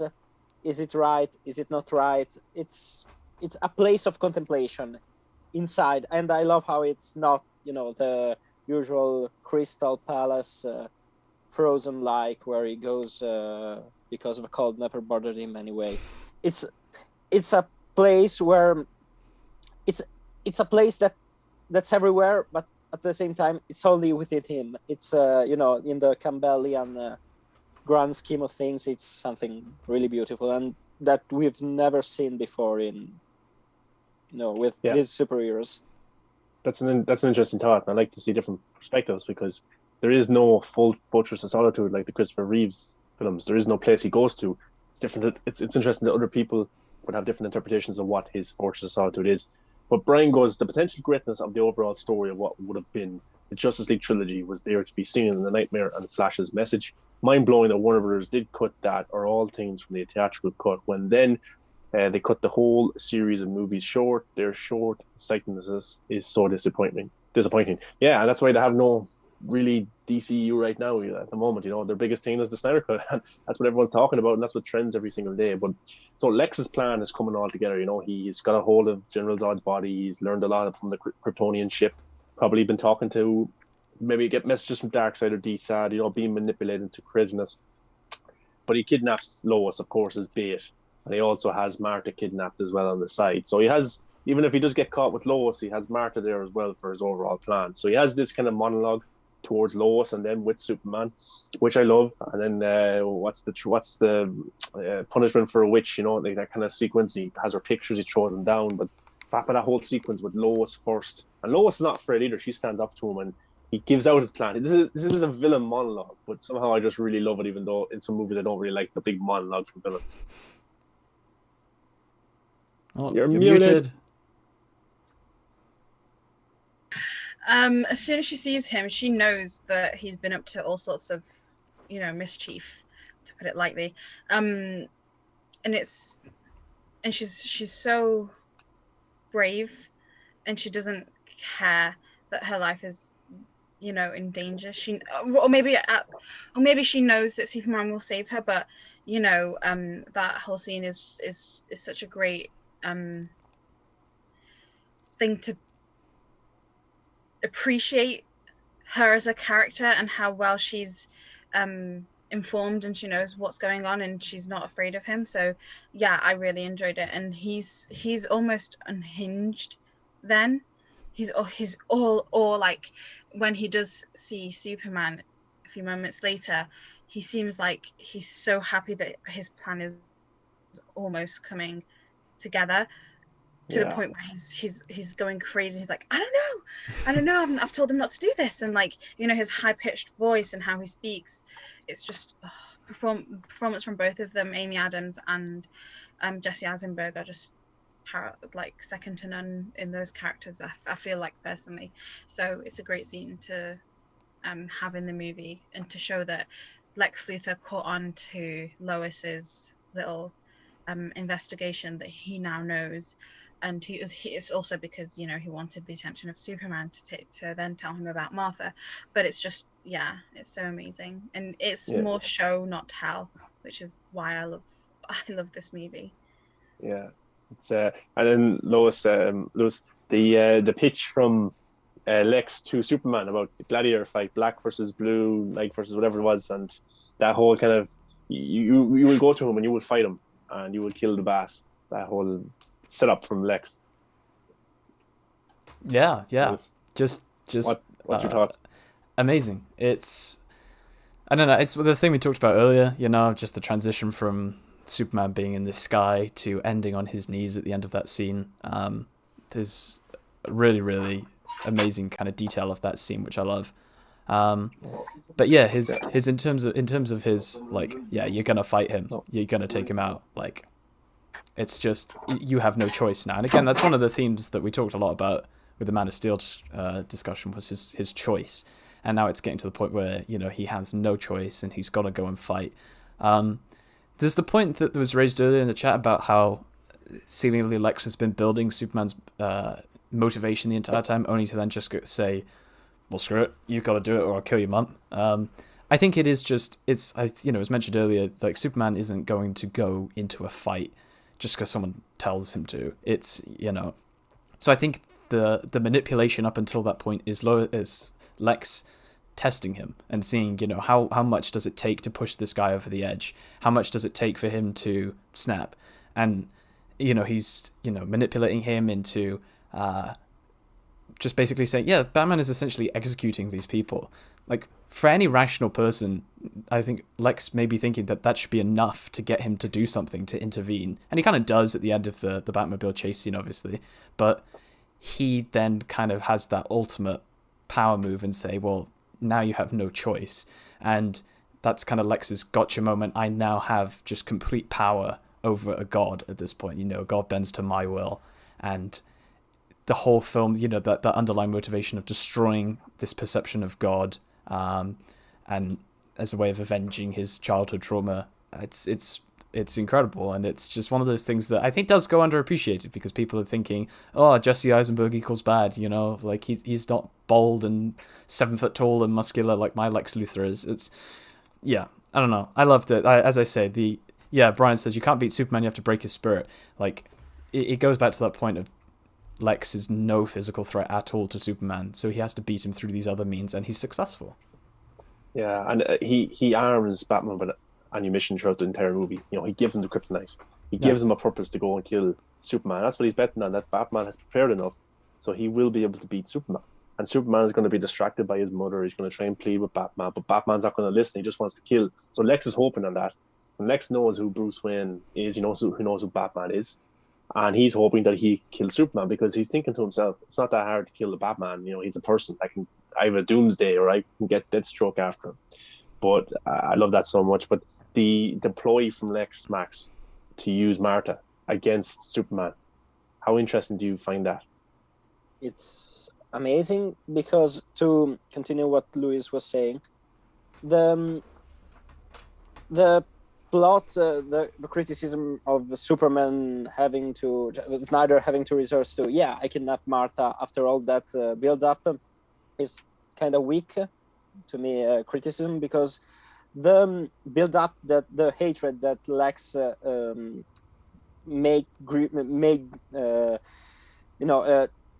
augmented in Superman against Batman, is an hatred not to make him fight Batman, but to make him not trust Batman and make him go, you're not going in the scene that you surely commented before, when he goes to the Batmobile, rips it out and says, the Bat is dead, bury it, consider this mercy. That was the Luthor's plan. He wanted to divide the two heroes on a basic level.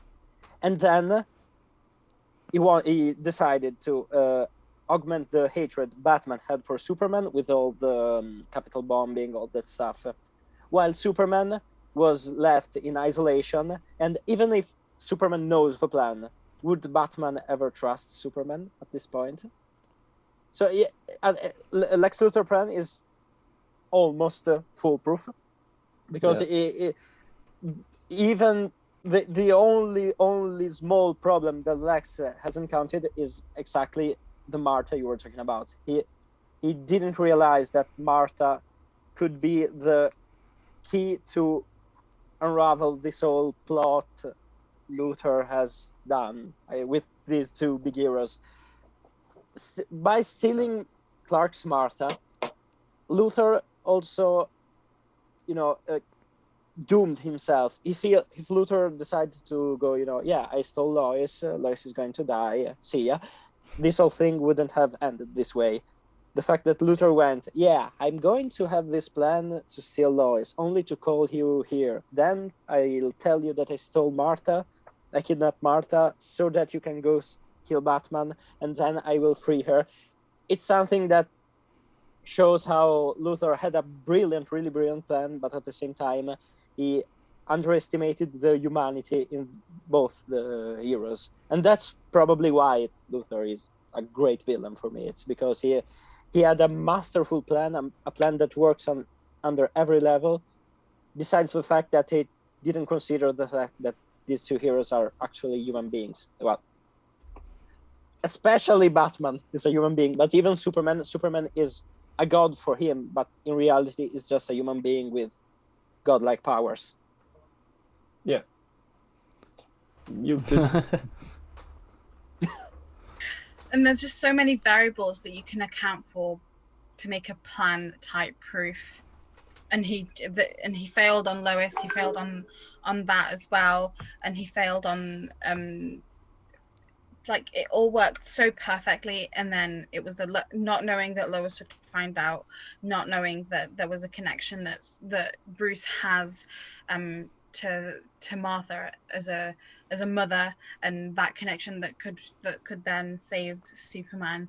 Ultimately, it's just amazing to see how amazing Lex Luthor's plan was, but also how infallible any plan anywhere will be, because you can't control everything. Yeah. Sorry. Yeah. No, it's brilliant. And even at this stage, when Lex gets onto the helicopter, we still have an hour of this film left, and we get the three biggest, probably best action sequences of all time: Batman v Superman, the warehouse scene, and then the ultimate Doomsday battle. But Tashi goes, Luthor was behind everything. He didn't give Superman a chance. Philip goes, and Lex is still planning stuff too. Right into Zack Snyder's Justice League, he is planning stuff, because we get to hear a bit of dialogue. I can give you the Batman. Brian goes, either Batman kills Superman somehow, or Superman kills Batman. Likely. Either way, it serves Lex's purpose. It all helps Lex anyway. He can make Superman out to be a villain if he kills Batman. It helps his narrative even more. Well, it goes into that point that Lois, he raises about if God is all good, then he cannot be all powerful, and if he Yeah. kills Batman, he's not all good. If Batman kills him, then he's not all powerful. Yeah, it's brilliant. So much deep layers there. I love it so much. Tashi goes, if Lois didn't find the bullet, Lex would have gotten away with it. It's a pretty good thing, and Lois was very important to it. Amanda Colbert's here, so it's great to see Amanda here. Lex thought he was he was God level. Loads of praise for Amanda. Lex thought he was God level, above the God even, and then gods came to show him exactly where he stands. So that's beautiful. I like that. I really do. But let's get into the big boss battle. The big battle, I should say, the Batman v Superman battle, and so that wasn't that great, was it? It was okay. It was a letdown. It was a 6 out of 10. It was a 6 out of 10 according to Max. Yeah, Remember? it was. Yeah. I never said that. You can't prove it. Max, talk me through the Batman v Superman fight. Yeah, the Batman v Superman fight was incredible. The choreography is spectacular. How every step is calculated, not only from the movie perspective, the Batman and Superman fighting, but even from the directing perspective, how every single step Superman and Batman make is calculated in a way that doing this will trigger that, and triggering that will make Superman do that thing, and then it's really, really well done, and it's so damn evil. It's an evil fight. I remember being in theater and literally going like this when Batman breaks the sink on Superman's neck behind his head. I was like, yeah, now he's he has no powers, almost no powers. Even a punch will, knock him out, and he breaks a faucet.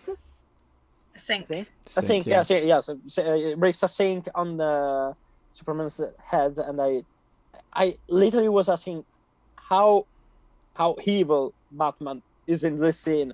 He doesn't only want to, stop him or break him or just kill him.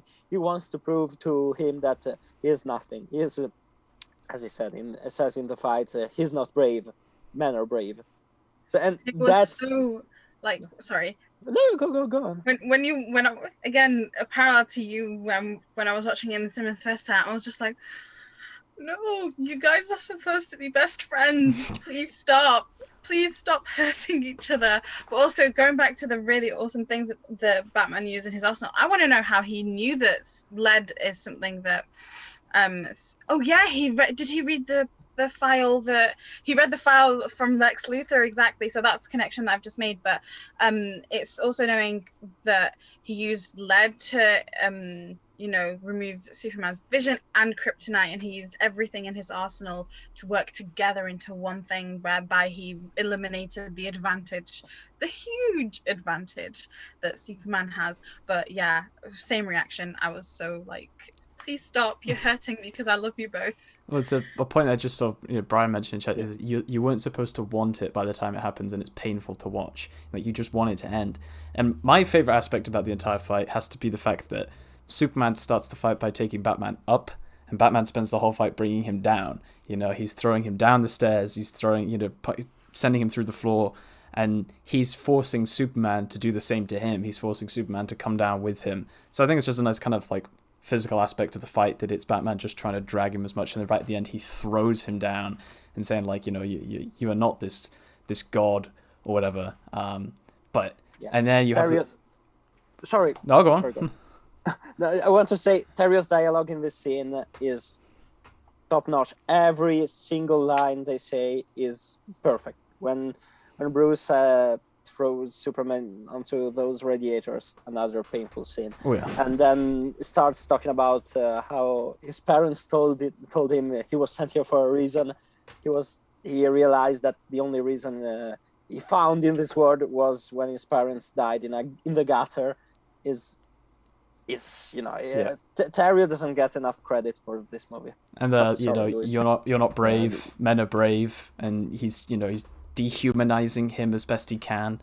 And the one thing that brings them together is that human connection at the end of the fight, just to mirror the beginning and the ends of the fight. And yeah, it is an echo to Lex's painting. This descent. I think that's my favorite part about the fight. It's just this slow beat down, and it's as Fatman was saying, it's like you want it to stop, because you're Batman and Superman. Like, come on, I want to see you guys kicking ass together. And you're just watching the punches are so slow, but they're so hard. These really people are being thrown through walls, and you have Batman's visor being cracked, and for a fact if he doesn't get off that kryptonite grenade, I mean, Superman probably crushes his head with a single punch. So I mean, he literally just swung him around with his cape and bashed him through pillars of the building. He didn't care. But did Batman not realize that those pillars are like structural designs? No, he was happy to die fighting him. He was in it for like, I am willing to go down with this. And it's so amazing to see how he switches after he assesses his morality and where he went wrong in the yeah, well, the pieces of dialogue throughout that are brilliant, and it's even like my parents taught me, like, dying in the gutter for no reason at all. The world only makes sense if you force it to. Oh, brilliant pieces of dialogue. And then when he finally is about to kill Superman, it's interesting that he uses a spear. He wants to use a spear with the kryptonite, which ultimately does lead to Superman's death. He's about to kill him, and then the Martha moment happens, and it's controversial. People hate it. When I was in theaters watching it, I never thought twice about it. I just thought, well, that makes sense, because Martha, Batman's gone through a lot of trauma. It made sense for me. I didn't really think twice about it. Wasn't taken aback by it. But yeah, I just thought when he says Martha, then it kind of shows Batman that Superman is more human than he is. Superman has a parent. Batman doesn't. His parents are dead. So what's your guys' thoughts on the Martha moment? Oh, go on, you guys. Max, you can go first. Yeah, the Martha is a genius move, and the directors are just, we're expecting something else. I can justify their reaction by, saying I was expecting them not fighting because, random basic stuff. But Snyder and Terrio realizing that the two biggest superheroes of all time had this insane connection that was, as far as I know, never exploited in any comic book and anything else. Of the two of their mothers' names, the Martha is incredible, and even the delivery, Superman's delivery, when he said "Save Martha," he's saying "Save Martha" because if Superman said "Save my mother," Batman would have been like, "You have another Kryptonian here on Earth. I'm going to kill you, and then I'm going to kill her." And Superman knew that Batman wasn't going to stop by if he said, "Save another Kryptonian, please kill me," but the other Kryptonian, she's fine. It's incredible how they managed to say to handle this in a way that Superman is saying to Batman, "Save this person. I don't care. I don't want you to know who she is to me. I just want you to know someone is in danger. I know that I've been misguided by you because you don't brand people to let them get themselves killed in prison. That was all Lex's plan. I know you mean good. I was wrong before, so please save her. Do whatever you want with me, but please save her." And I love how that moment triggers Batman's PTSD in a way that it doesn't just, asking why you say that name, but it gets angrier. And he was kind of angry before, you can notice, but it gets even so more angry, so angry that it starts, shaking and crying. And Ben Affleck's performance here there is top notch. I personally, this movie has Ben Affleck's best performance ever, at least for me. When he starts crying, and when Lois comes and says, it's his mother's name, and he just falls back, starts looking around like complete deer in the headlight. I think. Yep. This is the moment. This is the moment that Bruce Wayne comes back. Yeah, he realizes what the fuck was I was doing the whole. I was wrong the whole time. I was stupid. I was breaking not only my own rules because he has new rules, but he was breaking the soul of the reason why he became Batman.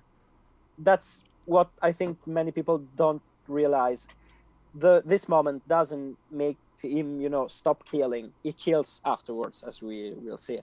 But this scene makes him realize, I wear this cape and cowl for one reason. By killing Superman, I would betray the reason why I did this for 20 years.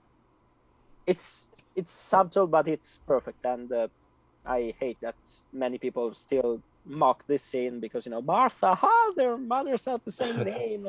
That's I think it's absolutely beautiful. Just to catch up with some of the chat, Hamad from Pakistan is watching. Good to see you, Hamad. Ascendant Ancient is here. Brian Scully said the fight was excellent, incredibly well paced and shot, and the emotional aspect too. You weren't supposed to want it by the time. I think Lewis read that already. Sorry. Amanda goes, every hit from either guy to the other makes you wince.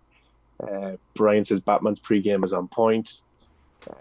Ascendant Agent says when you grow up and realize how everything is Batman v Superman, or Batman v Superman as a masterpiece by Lex.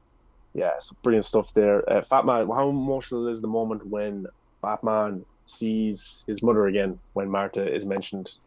That kind of moment. It's so awesome because, I don't understand how people miss the context of the scene and why the scene happens, because you literally have Zack showing you as much as he possibly can without beating you in the head like a child. This is why this is triggering him. He doesn't. He's trying his best to treat his audience as smart individuals who can see something and take the message from it. So when he does have flashbacks from his mum dying, and also throughout the movie when he goes to visit his mother's grave and then he sees the blood pouring out of his mother's grave, and then the bat literally comes out. That's another, I think that was a nightmare, right? That was, no, not nightmare scene, but like his own personal dream. Once he was so you see every single moment of how connected he is to his mother, and how connected he is to the last words he heard on that godforsaken night where his parents died, and that was his dad literally saying Martha to his mother as they were both dying on in the alleyway. So it was so emotional seeing that it's all come full circle, and the fact that you see it throughout the movie and then you see him literally have a flashback. I don't understand how much more Zack has to beat someone into their, like, it's an awesome scene. I don't understand the issue. So I can't wait to hear what BBS by the minute say about the Martha scene, because there's just so much to unpack there. And I hope they get either Terry or Zack for this scene, because that's that'd be cool. Yeah, even more than the Doomsday fights or the warehouse stuff or anything later. I think that the Martha scene is this scene that would be perfectly dissected by in a probably 1 hour and a half minutes analysis. But yeah. This movie has so much to unpack that everything we try to talk about, I'm just like, oh yeah, wait, no, this happened too. And then this links with that part, and it's amazing. But also I'm just sick and tired of all the comedy that people think they have when they quote retweet you and say, oh, but is this a Martha? Or like, just, you're so original, don't take it away. Yeah, well, Philip said that the fact that Bruce and Clark's mother's name is the same was rarely ever touched upon in other medias. So yeah, mediums. So Zack was doing something new. Also, Lewis, the part where Bruce goes, "I won't let Martha die tonight." How much did that strike with you, or did you just not really think much about it, or what? No, it's good. I think the better part of that line is, "I'll make you a promise, Martha won't die tonight." And the callback to the scene with Alfred where he says, 20 years in Gotham, we've seen what promises are worth. He doesn't care about that anymore. But his first thing that he does in his arc of redemption is make a promise to a man he was about to murder. And that is the really striking part, I think, for me, because it's just that is that complete reversal, and he's starting to get on that upward trajectory out of it. And it's great, and it's like that then becomes his mission. That it doesn't become, oh, I just killed. My mission was to kill Superman. My mission is now to save Martha and do something that I could never have. That I always wish I could have done as a kid. It's Martha. It could have been save your mother or whatever. But like he has the chance to save, to intervene with, her death. And to be that person who could have been between Joe Chill and his parents when he was a kid. He now has that opportunity to do it himself. Yeah, it's brilliant. Brian says the Martha moment is like an onslaught on the senses for Bruce. The last word his father uttered, the realization that he has a mother that is that Superman's more human than he was. So yeah, it's all interesting. And as an agent talks about, you should remember that Bruce was merely a shadow of himself, and that Clark brought him back. And I would argue that Bruce was gone altogether. There was only Batman at this stage. But yeah, and then we lead into the warehouse fight sequence, which is crazy and badass, and there seems to be a freedom in Batman. And this, for me, this isn't Batman fighting. This is Bruce Wayne fighting in the Batsuit from here on till the end. And Bruce is back, and there's a freedom, and he's on a mission to save Martha again. But I think it's brilliant. And Max, first time watching that one-shot sequences, the part where he gets shot in the back of the head, the part where he gets stabbed in the shoulder, rips it out, comes in and just punches the guys. It's very raw and it's very brutal. Yeah, everything from the setup when he talks to Alfred about they're on that floor, let me drop on the floor below so you can do all that stuff is really, really well done. The fluidity, as you were saying, of the fight is impressive. it's awesome how you can track every single individual in that fight, and you can say, yeah, he almost like an Arkham game. He went like, yeah, he took down all their guns. Now he's going to attack the other guy that is attacking. Now he's countering that attack. Now they took down the cape. It's so well done, and the choreography mixed with the CGI is perfect. The shots of him getting shot in the head, in the cowl, back head of a cowl, the shot of him getting thrown down by the cape, where he mixes all those fight styles. I don't know if you ever saw that. There's a video of a professional martial artist that saw this scene and talked about all the different styles of fighting that Batman uses in this scene, and there were like, I think, 10, 15 different styles, so from all around the world. And to me, this shows how much care it was put in choreographing this relatively small, scene, because the result is perfect. It, to me, is the best Batman fighting scene we've ever seen.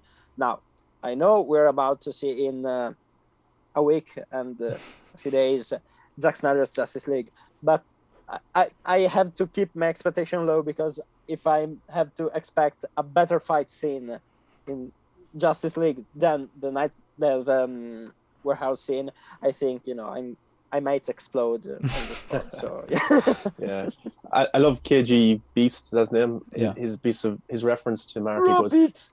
I love his line. Is like, every time we say goodbye, we die a little. That's so good. It's so pulpy in a way. The killer that has the catchphrase, something kind of Black Mask like, the way he goes, yeah, every time we say goodbye, you die a little. It's so well done. Even for such small characters, Chris Terrio and Zack Snyder managed to handle it so beautifully. It's so good. And Lewis, the part where the guy has the grenade and he's about to throw it, and Batman kind of kicks the guy who's hiding, and he falls into the guy, and then the minute the explosion goes off, score kicks in, like and then you're real motivated. Then Batman's just, there's something satisfying about seeing Batman just pound some fools. Yeah, and it's like as Mike said, we haven't seen a Batman of this capacity on the big screen before. The Arkham games are basically the closest thing you get to it, and they kind of indulge in the insane a little bit. You hit somebody and you jump like 60 feet and hit another guy. But with this, it's you could see this happening. You could see this Batman going into a room of like 10, 15 armed guys and defeating all of them. But yeah, it's that shot that we get right after the grenade goes off that's in the trailer of when he hits like 3 guys, slams the dude on the ground, and then the best bit is just the cut away to KG Beast and the other and Martha in the room, and all you can hear are like gunshots and screams going off. You're like, yeah, Batman's not in any trouble. You're just hearing all these people screaming for their lives and in fear. And I mean, the fight in general, it hits the nails on.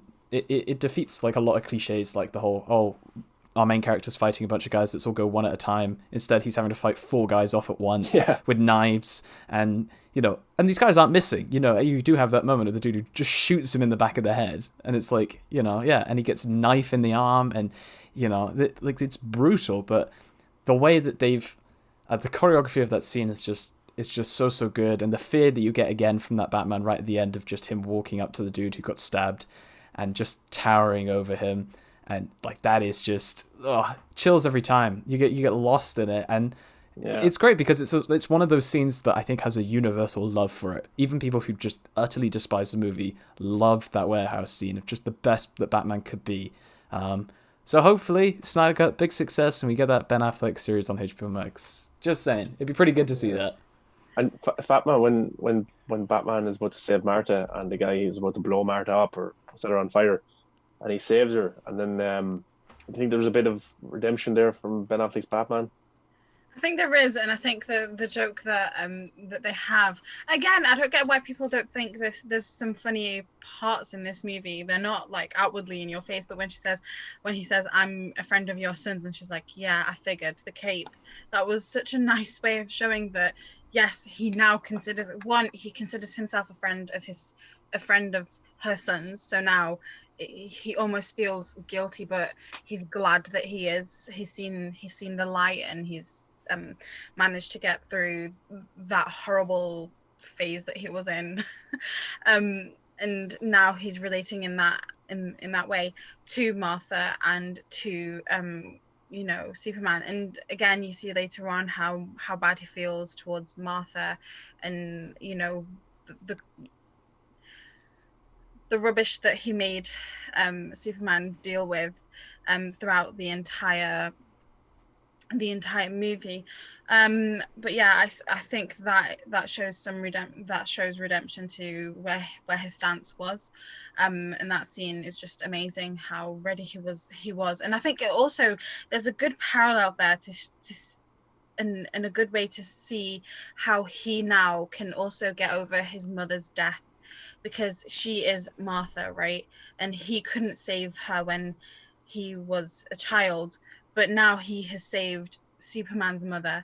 And this just like dawned on me now as I was talking about it with redemption. And it's just so amazing to think that, not only did he redeem himself, but he redeemed his inner child when he saves Martha again as an adult. And I suppose maybe that's a way that he heals, and then he can go back and form the Justice League, knowing that PTSD and that trauma that he went through is something that, Superman and his mother both helped him get through that.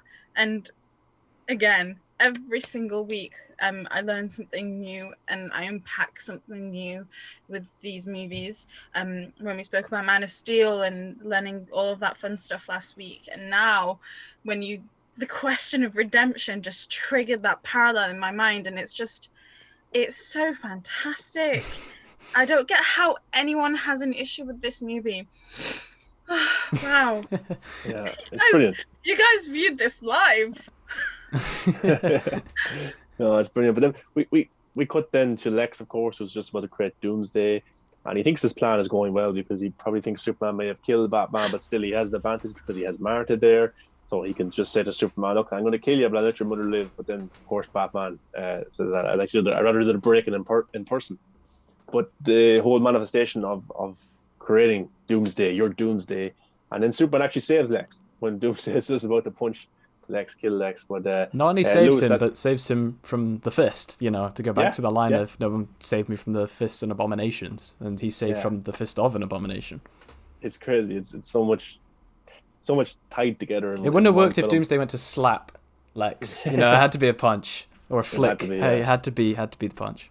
Yeah, but from that moment into the fight sequence, then Superman is fighting Doomsday, Batman's coming then, and eventually Wonder Woman comes. But the whole action sequence of this, Lewis, how big was that to see on the big screen and just take it all in?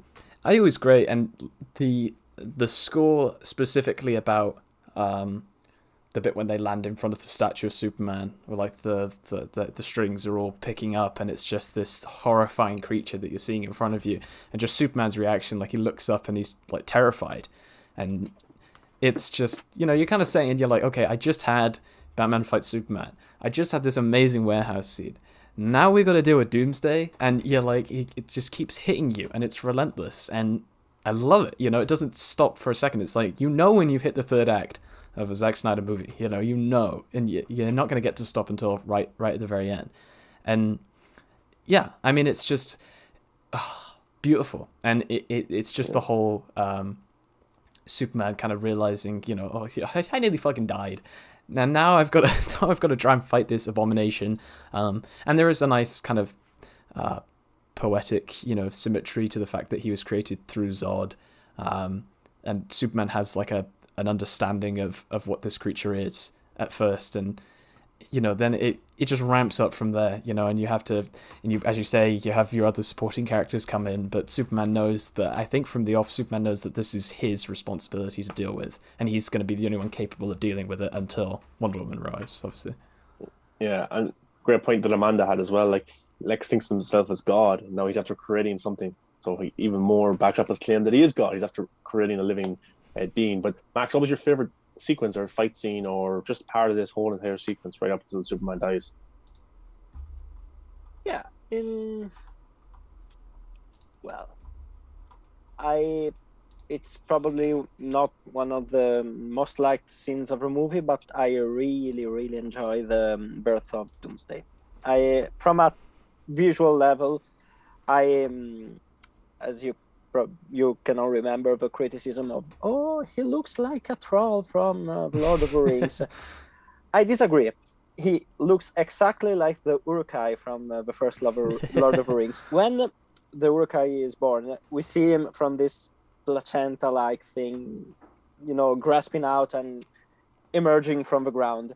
The fact that in BVS we have a very, very similar looking scene, but with that beautiful effect of VFX and mix of VFX lightning, it's so gorgeous. It's a really, really well done scene, and it has so many interpretation on various aspects, as you were saying.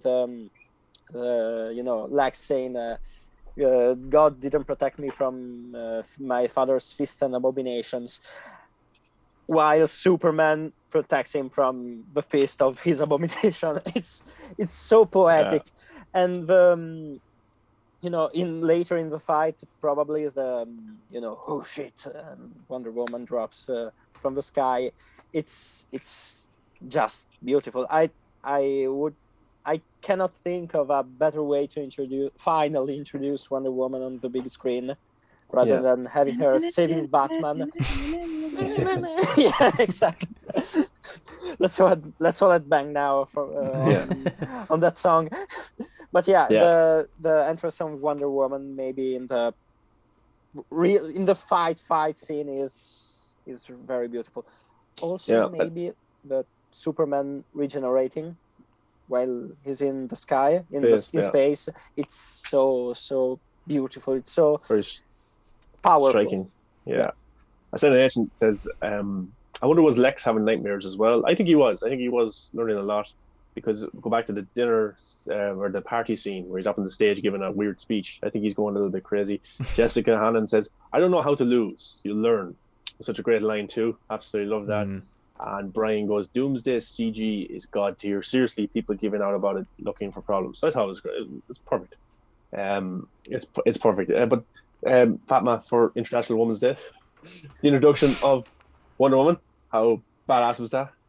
It was. I think it's like, it's gonna be iconic, and her score is up there with Superman's John Williams score and Hans Zimmer's Superman score as well. Like, she's become synonymous, I suppose, or if you see Wonder Woman, or you remember the score of that electric cello, instantly comes into your head. That's her. This is who she is. And when she comes in and saves Batman, that's just amazing. You see this big explosion and she's there, and then cue the music, and amazing for everyone, for women and men alike, to see such a powerful and inspirational figure working with these characters, and finally coming out to save people from this monster. So iconic scene, iconic score, iconic Wonder Woman. Everything is just in history. She will always have that. And that's not to say Linda Carter didn't do much, but she definitely did. She shaped a whole generation of Wonder Woman herself. But as on a bigger scale, I guess that this is I suppose I don't like saying something is definitive, but I think she's done an amazing job and an amazing in this role to portray Wonder Woman, and to inspire a lot of girls to believe in their power, I suppose. So amazing scene. Brilliant. I just loved the smirk on Gal Gadot's face when she's fighting Doomsday. She's loving it. But that whole sequence, the fight sequence, is brilliant. Batman doesn't do a lot, but he wasn't prepared for that Doomsday battle. He was prepared for Superman. But when it comes to Justice League, he's prepared for Steppenwolf and Darkseid and Parademons. He understands the bigger threat, so he'll be prepared. Don't worry. in the Snyder Cut. But Lewis, when Superman sacrificed himself for the world, when goes with the spear, like this is my world, and he goes towards Doomsday, and Doomsday grabs him and puts his kind of spike deeper into Superman, but Superman puts it deeper into his own self because he's trying to stab Doomsday. And that whole sequence, he just sacrificed himself. It's the God and the monster, they both die at the same time. Words for that? Well, one thing I do want to touch on that was just one of my favorite things, aside from the Wonder Woman entrance, is easily one of the best moments of like any movie ever. Like, forget superhero movies, forget anything. One of the best moments of film ever, and it will just be etched into my brain for the rest of my life.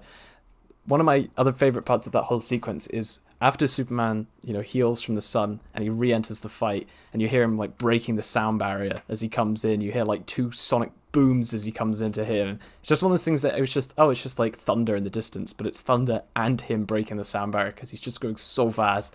Anyway, love it. Yeah, I mean, it's just that, I don't know, see, like, I don't know if it was just, like, I was just massively hyped for this movie or whatever, but Superman's death was, like, I think probably the first time I cried watching a movie.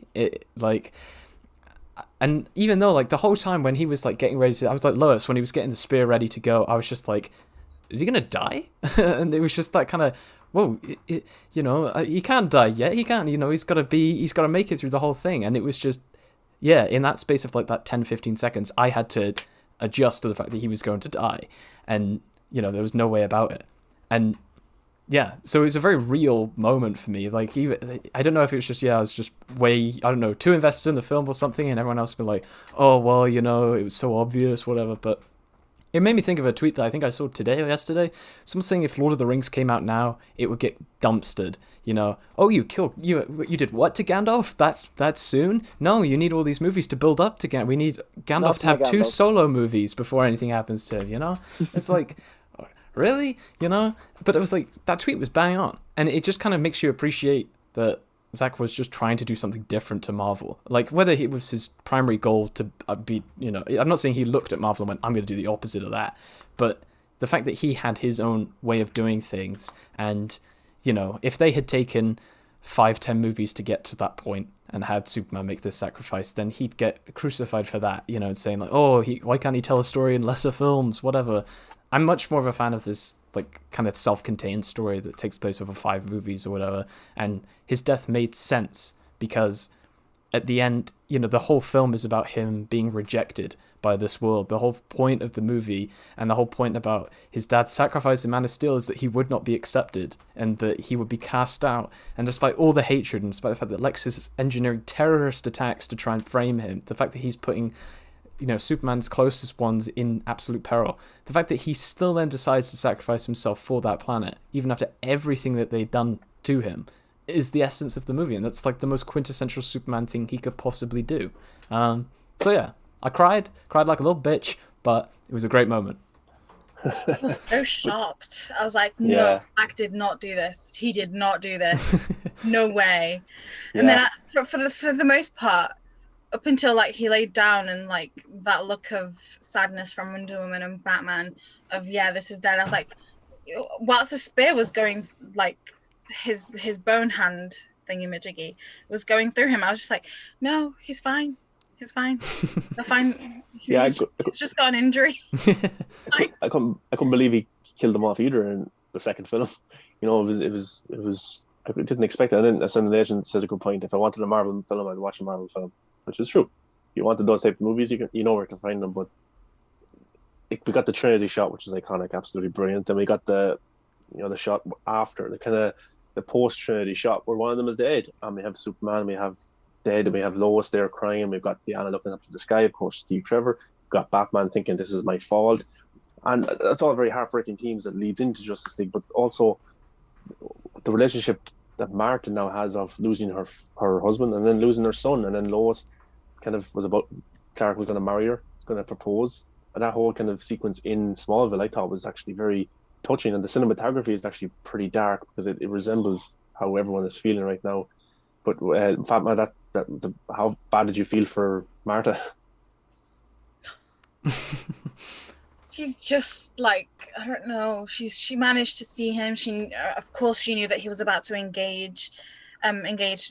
propose to Lois. She saw him like settle down, find his place in the world. Like as a reporter, he found the balance between what he likes to do as Clark Kent and where he was still figuring out him as Superman.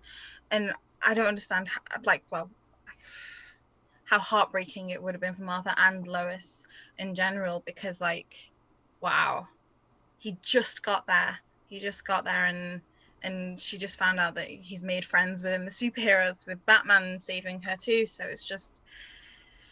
it's heartbreaking. And seeing the funeral scene as well, that was like, this is real. He's actually dead. Yeah. And her consoling Lois is just...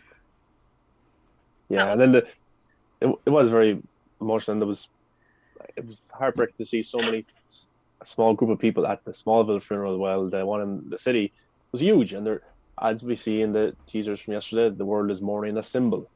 That's what they're doing, not a person, not someone who has a name, a symbol that didn't mean anything to them a few weeks ago. But it is heartbreaking. But the dirt rises as well, which indicates that Superman may come back, or the energy is still there, which is of course we'll see the conclusion of that. But to lead into Max, I want to get your thoughts on the Lex scene, which is one of my favorite scenes as well, where ding ding ding ding ding, he's coming. Talk us through that sequence. The god is dead. Yeah, that's Luthor. This Luthor is my favorite Luthor ever in live action, because let's start from the basic plan. He is not a real estate agent with issues. He has this philosophical hatred against Superman, and when we see him at the end, when getting bold and facing Batman for the first time, fearing for his life, because Batman could have put a big bat symbol on his forehead, or maybe on the back of his forehead. Depends on how hard he wanted to punch it. But that scene, how when we the cinematography of when Batman appears in the red light is, it's spectacular. But when we see Lex, first of all, Lex getting shaved in IMAX, because Zack Snyder is a madman, and it's amazing. But then when we see this confrontation, and when we hear Lex, talk about manners on the way. I don't remember the exact phrasing he uses, but he says, "Yeah, I know you're Bruce Wayne. Fuck you." And it's so beautiful. And when he said, "Yeah, you can do whatever you want, but they're coming. The devils don't come from down. They come from up there. You thought Superman was good. Wait till you see the charging bull. I think we might call him now, or spiky fucker. Either way, wait till you see the picture. Them. We get symbolism with the picture as well being taken down. Yeah, exactly. That brilliant. The fact that we see the painting upside down with the devils up, and the devils that I think with two wings do the Omega symbol. Yeah, it's so poetic. Luthor in this movie is such a powerful, clever character and interesting. I'm sure you touched the Enigma Riddler, stupid arguments. Yeah, it's this is Lex Luthor, and I honestly can't wait to see him. Even just can't wait to hear what he and Steppenwolf were saying at the end of BVS, because I think Zack teased that we will hear that as well. So. Yeah.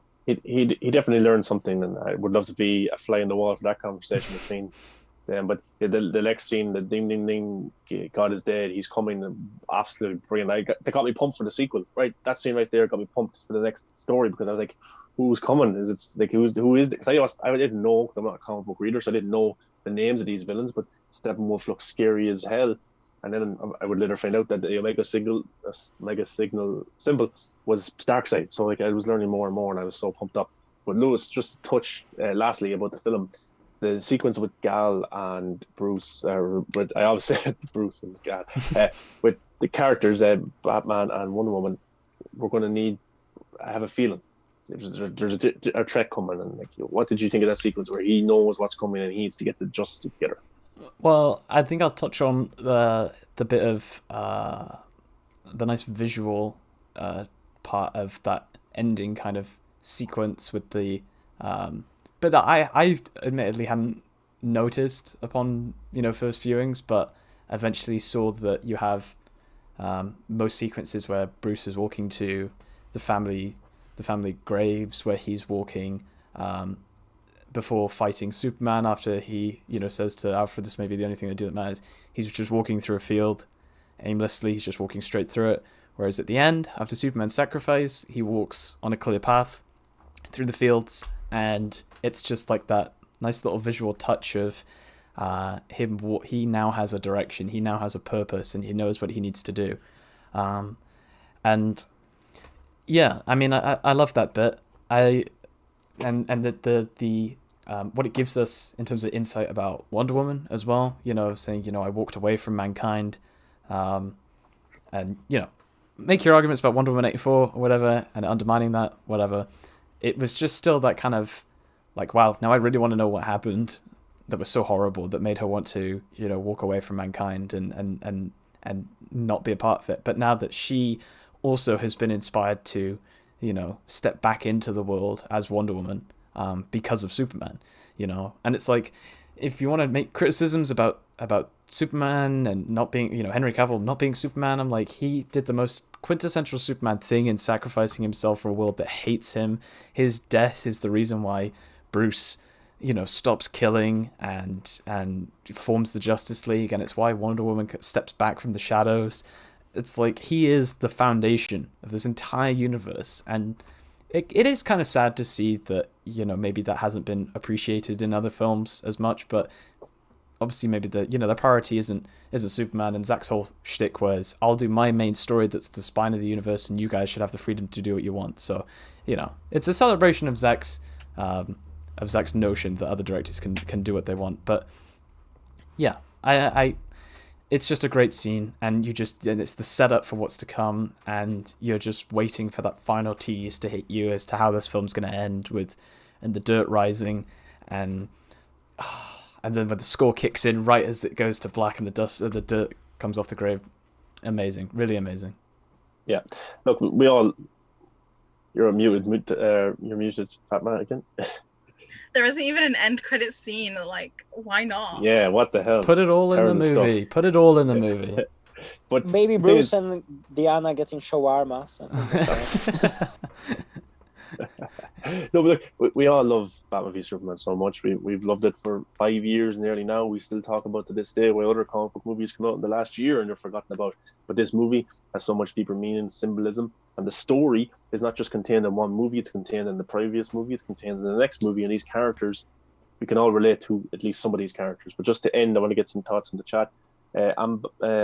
Ambassadorial Wing goes, I recently watched Batman v Superman Ultimate Edition, and I'll say, as a comic book fan, it is by far one of the best ones I've ever seen. Snyder told a story that really is multi-layered. The use of power being examined between Batman and Lex is by far one of my favorite parts, and Clark having to figure out his place in the world, the loneliness that his power creates, and dynamic of how Lex and Bruce exercise their influence in the world, both through their public and private personas. And I'll end on this. Ascendant Agent goes, I would argue this is one of the best speeches. Men are still good. We fight, we kill, we betray one another. We can rebuild, we can do better. We will, we have to. So Absolutely that is how we'll end this retrospective of Batman v Superman Dawn of Justice. I want to thank, because it's 2.5 hours of your time, and this is a 3-hour movie, so we're nearly at the runtime of the movie. We've got to sit here for half an hour and kill time now. But I want to thank Lewis, my Movie Buffs podcast co-host. We have a show tomorrow night, so if you want to go subscribe to that, you can subscribe to the link in the description. Max, I want to thank you very much. And your channel is the Minutemen. Yep, the Minutemen. Minutemen. It's in Italian. It's a creative choice. Yes. Yeah. So go. Or you can find me on Twitter. I don't advise you to do that, but you can if you want. He just talks about the 6 out of 10 Batman v Superman. And Fatma has her own channel as well. Fatma, do you want to give a plug for yourself? And thanks very much for being on tonight. Thank you so much. You can find me. This is my name here. If it's showing, It's I think above Chris your has got it, left shoulder. yeah. And the Fatmaverse. I'm gonna be doing Star Wars in an hour and a half. A live watch for the Force. Oh yes. Not for the Force, no, for the Rise of Skywalker, because that's so controversial, right? But yeah, I'm so thankful that I was included in this discussion. It's amazing, and you guys are awesome. So thank you. Yes, and it was 2.5 hours of your time, and I apologize. I went maybe a bit over and stuff. No, this movie can take days and days and days of my life. You got to pay us overtime, I'm afraid. That's all right. Yeah, I signed up for 45 minutes, so it's going to cost you. Yeah, I don't think we can get our Marvel check this month because WandaVision was a letdown, and we're talking about Batman v Superman so much. But thanks very much for watching the Batman v Superman retrospective. Man of Steel one was last week. Go check that out as well. And also, we're going to do a Zack Snyder Justice League pre-party on the 17th of March, where these three guys will come back. And lady, sorry, I used the right phrases. International Women's Day calls us all gentlemen. I use guys for everything, so guys is, in my opinion, guys is unisex. So the universal. Thing. Or you can call us all ladies. I could do that. Yeah. I have the hair for. So on the 17th, we're going to have guests. We're going to have a pre-party. It's just discussing our excitement for Zack Snyder's Justice League. Okay, thanks for watching. Like, subscribe. I know all that stuff, and I appreciate you watching.